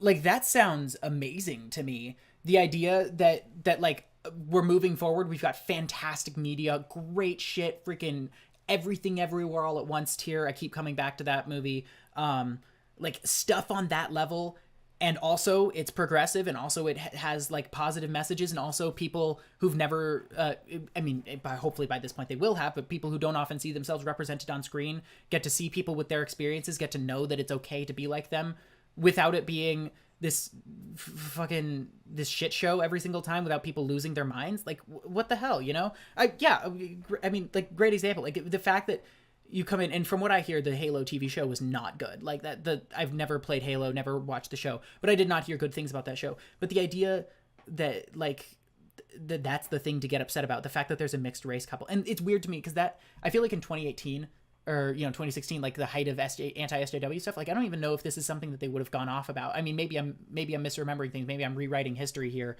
but that's not. I don't remember them being this brazen, being this willing to fucking lose their minds over the existence of interracial couples. So it's very interesting to me to see that this is the direction that that they're going. Like, they're racist, right? Like, that's what it is. That's why they're upset. That's why they're offended. But I mean, it's nice to see them being honest about it, right? Interracial couples makes it woke. And then also, especially in Hollywood, you're not going to get. Normal people will never take over or run Hollywood. It will always skew left. They're always art-based. Artists are lazy. It doesn't actually skew left, but I should probably not talk over him. Or run Hollywood. It will always skew left. They're always art-type. Artists are lazy. Just in case you didn't know, artists are lazy, so are musicians. Usually the creative types are. And one time... Bitch, you're fucking live streaming. you don't even like, you're at the point where you don't even make the stuff, you just like shit on it. Like, you can't bitch and moan about how incredibly horribly lazy they are as people, right? I think you, like, if you're not a writer, you can criticize lazy writing, but if you're like, oh yeah, these people are just like lazy pieces of shit, and you're sitting here live streaming your critiques of the thing, like, what are you on about? Like, writers create all of the entertainment that you enjoy, unless you're like only into trash TV, you're only watching fucking reality shit, you know, like that's all you care. Like really, you're gonna be out here like, oh yeah, they're worthless, lazy pieces of shit. Like, get over yourself, you know. Try and do the job, you know. Try and actually write a good story. And you know, when your little like white ethno state story turns out really terrible and gets 1 star, you can keep it up. You can keep going off about how lazy the Amazon writers are. Time they had at one time, you're like, okay, they're artists, but they're talented and skilled. Now you go look at. Oh no, yeah, having an interracial couple in the background is incredibly offensive to me. I am deeply triggered by that being present. Also, it kind of saddens me. You can't even really see. I'm wearing like an Omni-Man jacket, which is not like super exciting or anything, but I was like, oh, you know, that's fun. It's a nice little knockoff because I don't know if you've ever been to the like Invincible merch store or whatever. I was looking at it because I was kind of interested, right? Like, I like getting stuff from shows and media that I like, and it's so freaking lame. Like this is a PSA. I mean, maybe they'll fix things, maybe they'll update things, but good God, their t-shirts and whatever are so boring. So I had to go and get a knockoff. I was forced to by the woke mob, who is infiltrating our online merchandise stores. At CalArts is like, oh, you're not even skilled. But there's going to be a certain percentage of these people in the media industry across the board that they're going to insist on putting this trash in the shows. Putting this trash. I keep harping on this point. Like, I keep coming back to it, but legitimately, this person is now saying that gay people and interracial couples in media is trash. Like, that is the argument that is being made here. So do not be shocked when I refer to a person like this, or such as this guy. He seems to go by Cappy, as racist or as homophobic, because that is what they are. That is, like, there is not really any sort of there's really no way around that, unless he's going to end this rant with, just kidding, guys. Like, that's what you are. Like, you know, own up to it. And so the question is, are you going to enjoy it? Are you going to tolerate it? I don't know. I was bored and I had nothing else to do, and so I was like, it's all right. I guess it's better than nothing. But I still think what I'm going to do, if I'm bored, fine, I'll watch it. But what I think I'm going to do is I'm going to go back to the archives and library of all the movies that have been made in the past. I'm also going to be going overseas to watch Asian movies, Asian flicks, because they're not doing that today. The Ghost of... Interesting. So an interracial relationship, such as in Invincible, where an Asian woman is dating a white man, that is presumably woke, presumably a part of the problem. But then going over and watching Korean films, or watching, I assume that's what you mean, Korean films or Japanese films, because that seems to be the market that these people tend to be going for right now. That's very interesting to me, especially in light of like Godzilla -1 having come out, and that show being like political as shit, right? I mean, like, you don't come out of that movie having a super positive opinion of the United States, right? Like, if you're paying attention, or of the Japanese government, right? It's not just like an fuck America thing. You don't come out of that movie having a super strong opinion of those two entities. It's political as shit, and everyone freaking loved it, and they just kind of like tried to pretend like that isn't the case, even though a character literally like looks at the screen and is like, the Japanese government doesn't care about the people, or doesn't care about our safety.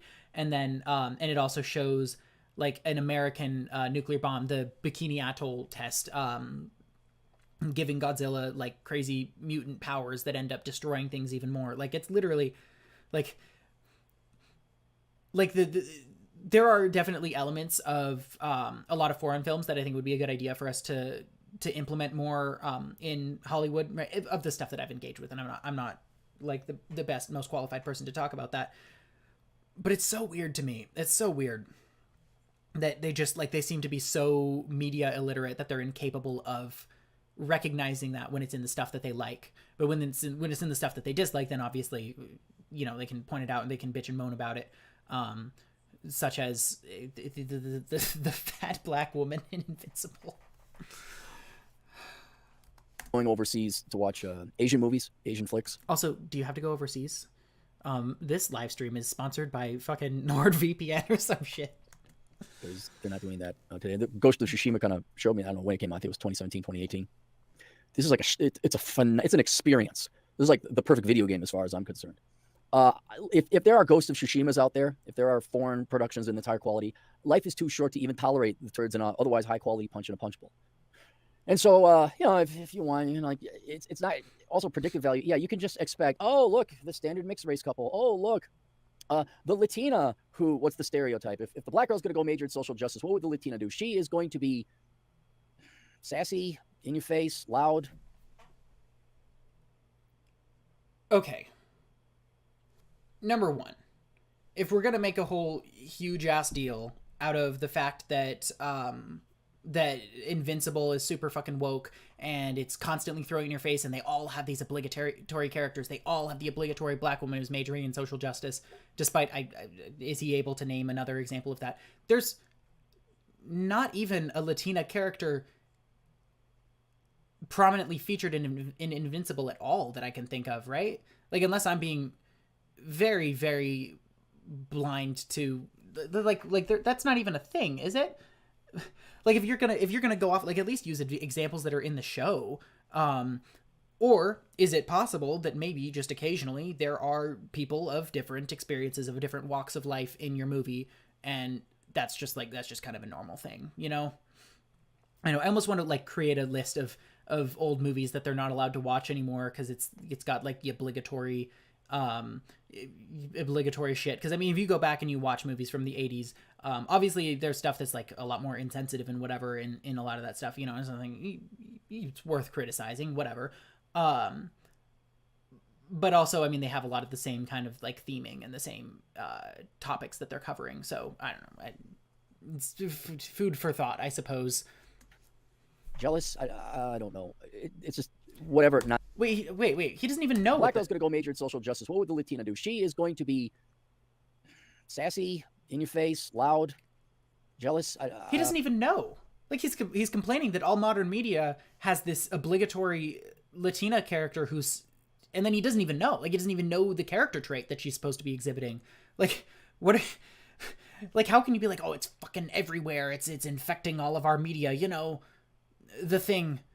You know the thing I'm talking about. The thing, right? The thing, you know, when they do the thing on the screen and everybody knows the thing. Like, you don't even know. You don't even have a clue. Like, because maybe you're just making up. Maybe you're just making it up a little baby bit. I don't know. It's just whatever. Not thinking people would like, oh, she's Latina, so she's got to be like this, and it's, you know, just try and eat around. You don't have to also serve. Like woke lefties, the people that this guy fucking hates, are among the most sensitive to stereotypes, I would think.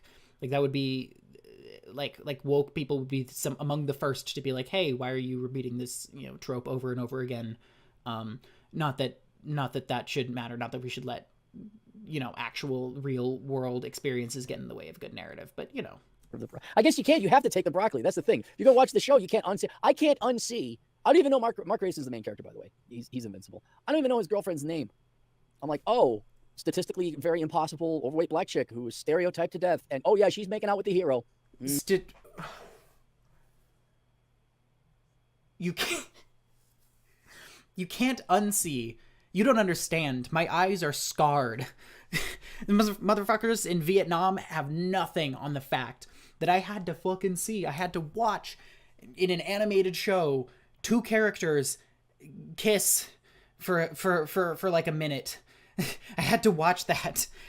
And he keeps harping on it. Like, I should just have this tab open. Like, he keeps harping on calling her overweight, calling her fat. This is the fucking.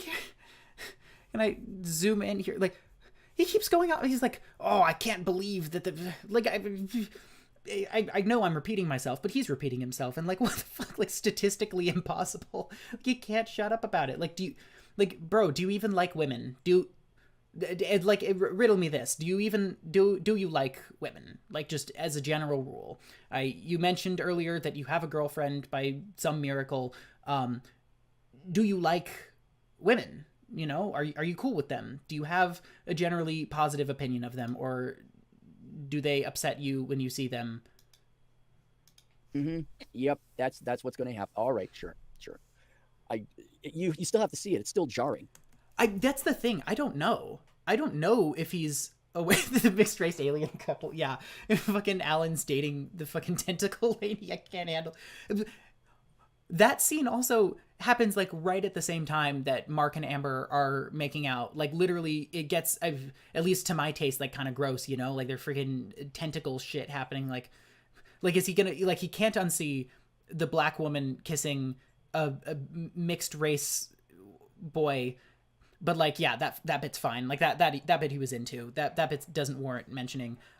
Yeah, I don't know if he knows that Mark is mixed race in this, and that's like that's one of those things. The central relationship, the central like husband wife relationship is mixed race, and like you would have to redesign so many characters or whatever to make this show as sanitized as he wants. Where's the freaking, oh god, it's gonna be super embarrassing if I can't find this. I probably can't. There was a bit, I'll paint the picture for you, if I can spell. There was a picture that I saw going around. It was like on the Invincible subreddit. I'm not gonna trash people's fan art. There was like, it was like a picture of, actually this is better. So it was like a picture of the two of them, and it was like the show. It was like the comic, and it was a picture of her and then her again, but with blonde hair, because like that's what like they just all look the same, and like I guess that's what he wants. It's just like he wants Mark to be dating either Eve or Eve with blonde hair. You know, like there's no room for interesting or unique commentary, no room for just characters having variety. Like it literally, like, the characters can look like these two things. They can, oh fuck, and I keep forgetting my face is blocking it. The characters can look like these two. That's it. You know, you can either have a white blonde or a white redhead, and quite frankly, anything else is sacrilege. I was playing Hogwarts Legacy, and like, oh, my part shut. I said, you might say, shut the fuck up. Just shut the fuck up. Ever since the 80s, when I'm a vegetarian, shut the fuck up. No, you're not. No, you're not? Does he think that vegetarians don't exist? Is this a bold new theory? All right, it's late. Oh my god, 5 super chat. Of course, it's Dre. Of course. Well, it's probably noon over there, Dre. $5 for everybody. $2. Boomer mistake for boomer reviews. How coincidental. It's getting tired. I Dre, $2 people that like being gay, bald, and having anal sex, and they're guys. There's always a percentage. Our ideology, their traits. Because I don't take. Okay. All right. Cool. We can get. I don't give a shit about people reading his super chats. I kind of wanted to see if there was anything interesting in the comments here. I looked at the first like couple. This person is one of those perfect example of like accidentally correct. You know, never give money to woke entertainment, you pirate. You shouldn't do that. But I do you shouldn't do that if your issue is the fact that there are black people in your show. That is cool. But like if you want to watch an Amazon series and you don't want to give it, like, I give money to Amazon, like, I understand your perspective. Like they're doing fine. You know, this show's gonna get renewed regardless. I'm not necessarily saying you should, but so here, Seth Rogen is super woke and part of the problem. Everything I've learned about Seth Rogen besides his acting career has been against my will. Anime exists and it's not woke. You're welcome. As a person who doesn't watch much in the way of anime, so much of the stuff that I've seen is just like, and I don't think this is like entirely at all representative of the genre. I mean, fuck, like I've watched Death Note. I think Death Note's good for the most part until it gets bad. But like a lot of the stuff that's like really, really popular with these type of people is just like pedo shit, you know, like it's just, and I guess I should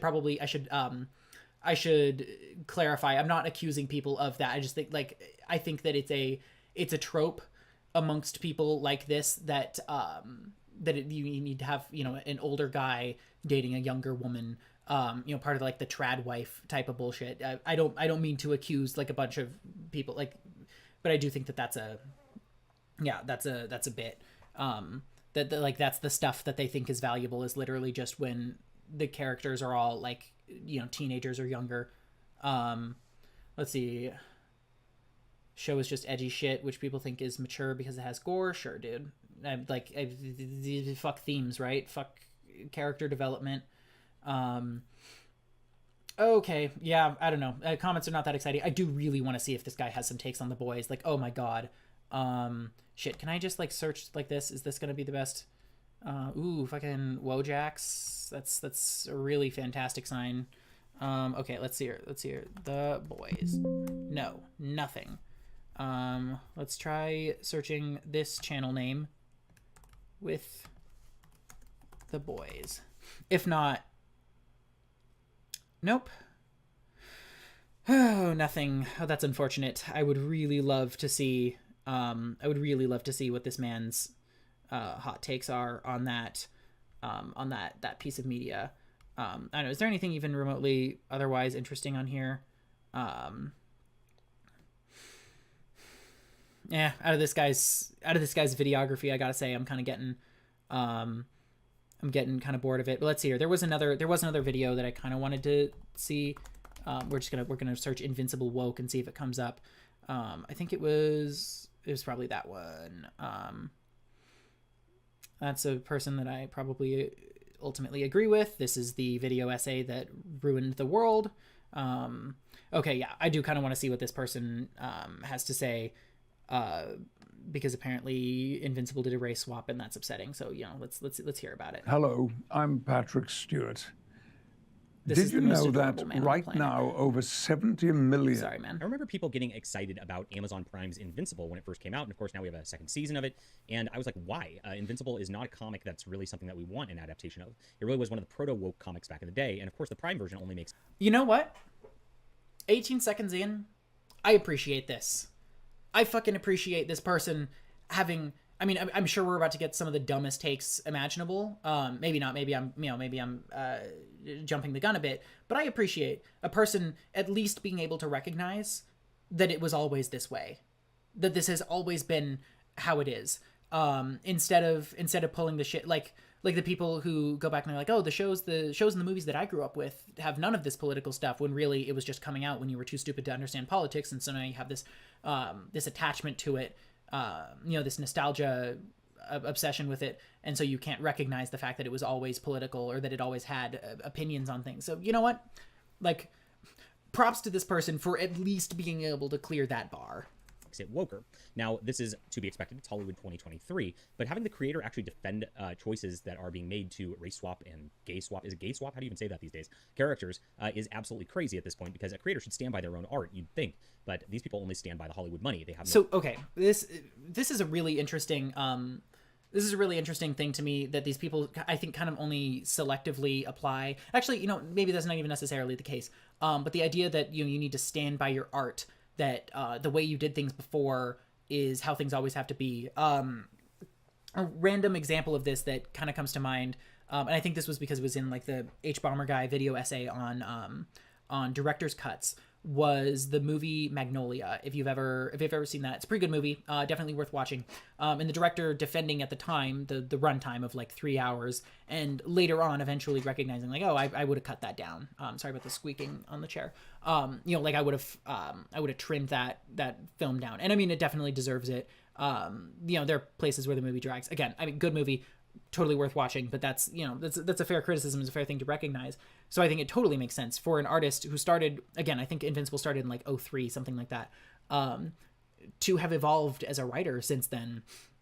But beyond that, decisions that you make about your comic are not always like are not always super deep, complicated character or writing decisions, right? Like a character has brown hair, and sometimes that matters, sometimes that's super relevant, and sometimes that's just like it's a characteristic that the character has. I mean, and cool, good for them, that's totally fine.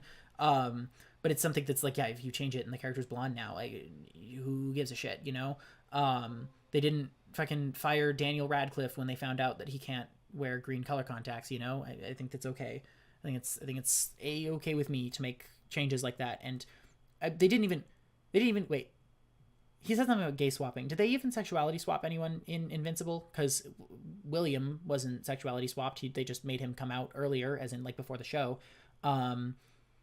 I don't remember there being any other explicitly queer stuff, but, you know, okay. Real values, and in fact their values are to subvert and destroy our culture. That's the entire point. Now Invincible really went off the rails and explicitly queer stuff that was changed, I should say. Is absolutely crazy at this point, because a creator should stand by their own art, you'd think, but these people only stand by the Hollywood money. They have no real values, and in fact their values are to subvert and destroy our culture. That's the entire point. Now Invincible, okay, yeah, it's to subvert and destroy culture, and like, yeah, we just assert these things.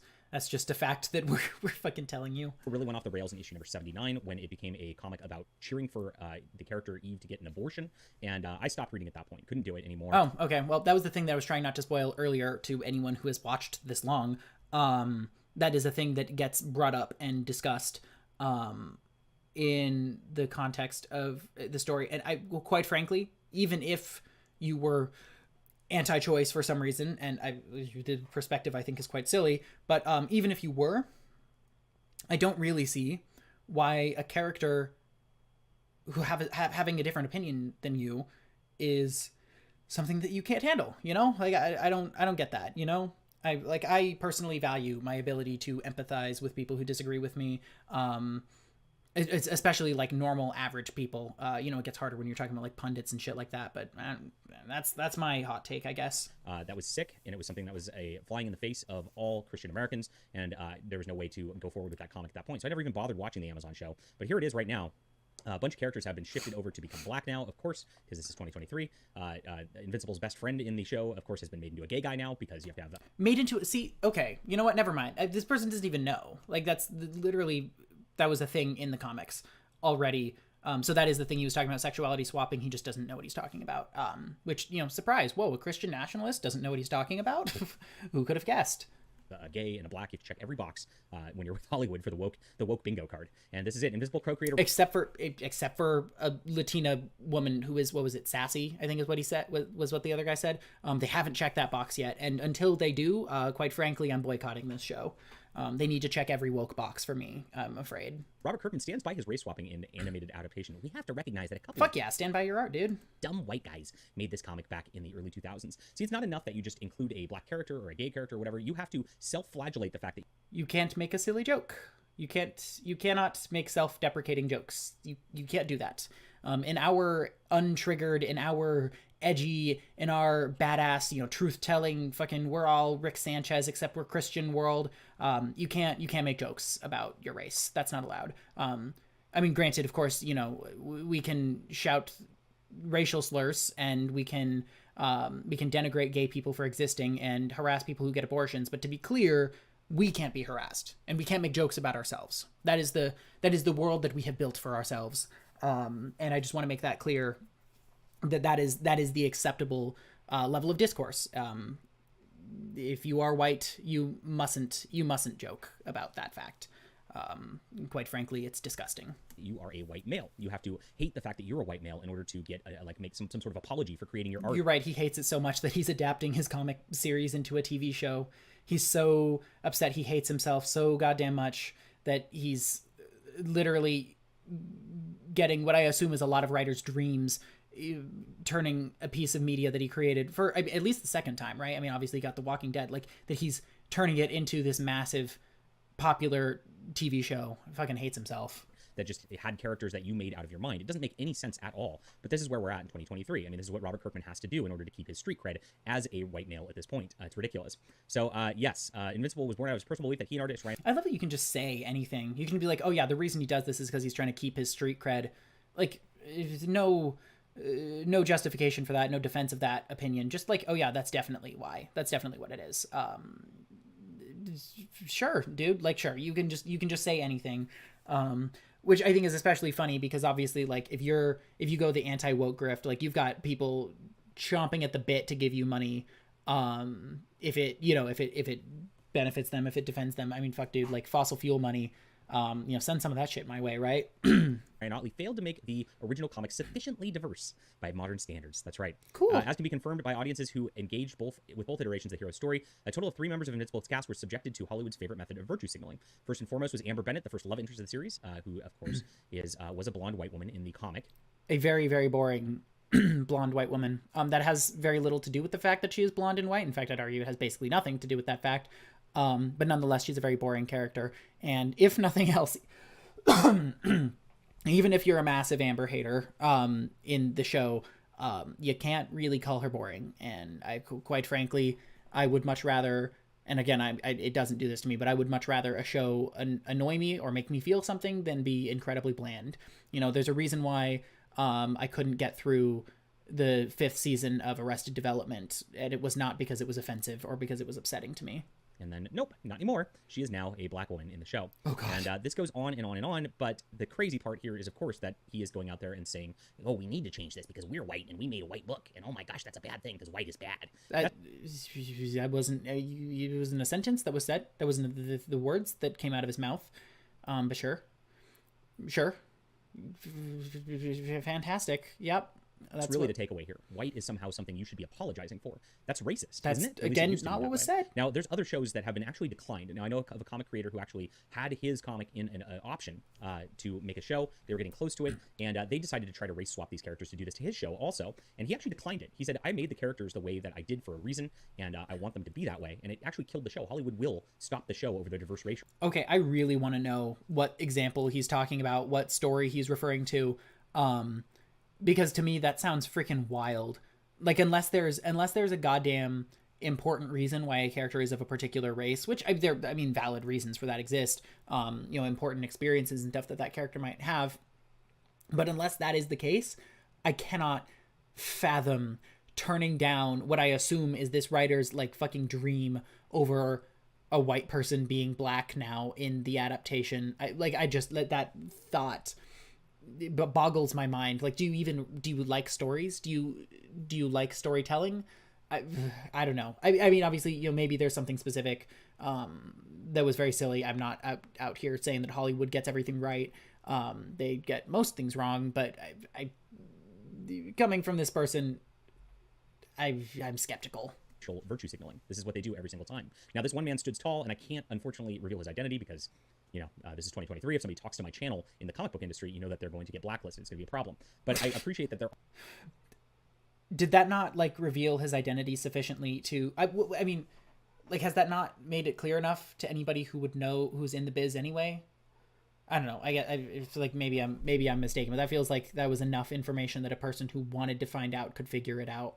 Are some people that still have artistic integrity, that still do things for a reason, that are purposeful with their character creation. Robert Kirkman's not one of them, my friend. See, and this is just an assumption that that these people come up with, is that apparently there's no artistic integrity. Apparently there's no reason. I fundamentally think that these sorts of people do not understand the process of making a movie or the process of telling a story. What works on a comic page, what works in a novel, what works in a TV series does not always work for a movie, and all of those things vice versa. You have to work on finding ways to adapt your material to fit the medium that it's a part of. I write a lot. I'm working on a novel right now. I'm working on the process of getting that out eventually. And one of the things that I thought about, because obviously, right, like a writer's dream, getting something in animation or on screen, is such a huge dream to me. And I legitimately, I sit down when I'm writing a scene and I write it out, and then I think of, okay, how would I portray this if I were doing so visually, right? Because it's a different language, if I have a scene where a character has a thought that explains something, well, okay, usually in TV shows you don't do that. So how do we show that? How do we visually explain that? How do we do world building in a more natural way that's not just an exposition dump? And one of those things could be can relate to race swapping characters or having characters look or experience things differently than they did in the story. Because in the story, even if you get a description of a character, you can imagine them however the hell you want, right? Like in a novel, you can do that. You can imagine them however the hell you want. In the case of a comic book character, you can imagine their voice however you want. But you have to make decisions on that. You have to choose what you're going to put into the visual, into the audio version of the story, and all of those things I think should be plastic, right? Unless it's something that goes deeply to the core of the story, it should be something that you're willing to not necessarily not compromise on, but question, right? Make sure that your decisions are intentional. And the assertion, just the bald assertion that because Robert Kirkman made changes from comic to small screen is apparently like is a sign of having no integrity. And again, I mean, like I keep saying this, like I have talked about Invincible adaptation and changes and stuff like that, and for the most part they are doing a freaking fantastic job. They're doing great. Like they're changing things exactly as they needed to, and to me that shows incredible artistic integrity, recognizing that you weren't a perfect writer then. I mean, obviously you're still not now, but you're a better writer now than you were then, and you can make things better. You can tell a more effective story. I respect that about a man, personally, and about a woman, and about a non-binary person, just to get the obligatory woke bit, and about an interracial couple and a gay roommate. So yeah, all of those things, just to cover my bases. I don't want to get canceled. And Invincible is a woke show and was a woke comic, so it is a thing that you should be avoiding. Leave a comment down below with what you think about this. Hit that like and dude. Okay, I really want to see what the comments are in this one now, because like that is wild to me. Like Invincible is one of those things that if you're an anti-woke person, like you can't come out and just say it's terrible, you know, because everybody who watches it fucking loves it, you know. So you have to work around things like that. One of the ways that people do that is just by denying the fact that it has the woke stuff that they complain about. That's what people do with stuff like Fallout or whatever. Is they just pretend it's not there, or it's super, super good, and so then they have to do the like, oh, it's good in spite of that, or whatever. And so I think that that's really, that's just like it's hard to hate on this show so explicitly. So I'm kind of curious what people are saying in response. I think the dumbest part is when he talked about how people of different identities or ethnicities managed to identify with Mark, even though it was ambiguous in the comics. Like that kind of proved that it didn't matter. I mean, no, not really. Like, just because, like, no one, the argument that people are making, at least as far as I'm aware, has never been people of different ethnicities can't identify with a character who is not of their ethnicity.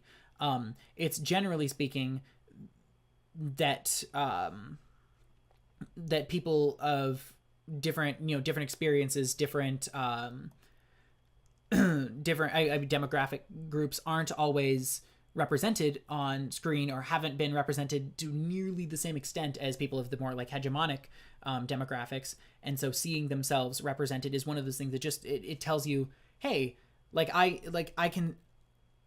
people who look like me can be a part of this. People with my experience can be a part of this too, instead of having to fully create that for yourself. But you absolutely should be able to identify with characters that are not of your race. And I've never heard anyone make an argument otherwise. Let's see here. The Atlantis... Season 2, Episode 2 drew the line for me. The Atlantis plotline changed entirely just to give the Queen time to man-hate. I recognize this change from the portion of the comic I read. Random race swaps became more apparent. The Atlantis plotline changed not for man-hate. I mean, the men in the Atlantis plotline in the comics came across as kind of losers. I mean, in the comic series... spoilers for like one freaking issue. Invincible has to go down there, and he's told like he's gonna have to sleep with the Queen or whatever, and obviously it's a whole freaking thing. But like one of her aides or whatever is like obviously in love with her and acts kind of pathetic, and so like Invincible has to fake him being a hero, fake him saving someone's life, saving her life in order to make her love him. And I don't know, like to me that feels more man-hatey than her just like criticizing the fact that her superhero husband was not present. But okay. The worst part of the Invincible comic were always the woke parts. Does anyone have any examples? What parts were those? Invincible is a female character who transforms into a male ogre-looking monster that had sex with a female alien and got her pregnant. Monster Girl is woke. Oh my god. Literally one of the main characters is fucking woke. And this person's like, and what's woke about that? Sounds like a crazy comic book storyline. To just stop talking. Like, this just freaking pathetic, dude. Like, that's really the world we're okay. Thought his girlfriend was a bitch and didn't matter. Yeah, blah, blah, blah. That's why I'm obsessed about obscure media. Sure. Fact that he's proud of blackwashing sounds how delusional he is. I also really love the co-opting of like progressive language, of like obviously whitewashing being a concern that that progressive people have had about media, where you oftentimes take characters who are particularly who are not white. And I mean, obviously it's been applied to a whole broad range of socioeconomic circumstances and demographics and whatever. But then you take them and then you translate them into being white stereotypical characters for the benefit of the audiences, of like white audiences, of making them more into it. And first of all, the fact that that's a thing that happens should tell you something about maybe some issues that we should reframe about audiences, right? Like they wouldn't have done that if they didn't feel like there was a reason to, and if they didn't have it, right? They had some reason to do that, and that being that white audiences have historically at least not been super receptive, as evidenced by these people to people of different demographics in their media. But then they co-opt that language. They say, oh, well, if this is whitewashing, this is blackwashing. They do the same thing where they're like, oh, you guys are offended by blackface. Well, then what's so acceptable about a black person doing whiteface? Why do you not get triggered by that? It's like, do you not, like, you don't understand why these things are an issue to people, why people care about it. Because it's not just the fact that like, it's not an intrinsic racial thing. It's related to the specific context, to the specific history, and to these specific experiences, and I just they just are incapable of understanding that. And so they just assume that, like, oh, the same word but white, or the same word but black is somehow an argument. Let's see here. I don't know. Is there anything even... Now I'm wondering if there was wokeness I overlooked in Astounding Wolfman. I love that. I love now, like, having to second guess yourself, having to question whether or not everything that you've watched is woke. Like, everything that you've ever enjoyed in the past, you've got it, like, you're just ruining media for yourself. I kind of wonder how I don't play Fortnite like at all. I kind of want to, when I go back home for the holidays, my younger brother, I probably want to play like Lego Fortnite with him, because that sounds like adorable. But like, I don't know. I think the fact that it's becoming so ubiquitous is kind of interesting to me, but I don't know if there's some wokeness about Fortnite that I'm not aware of personally. But I do think that, like, quote unquote woke stuff being as mainstream as it is, like, good, like, continue crying about the fact that there are interracial relationships in media. Like, fucking keep it up. Frankly, I applaud you for being this open about how, like, weak-willed you are, I guess, how incapable you are of empathizing with people who aren't like you. Haven't heard of this guy before. I'm gonna say hot take. You're not very good at this. I don't really want to be super, super mean, but, like, yeah, you suck. You're bad. You're really bad at making arguments, and you should probably feel bad about those arguments. Maybe get better.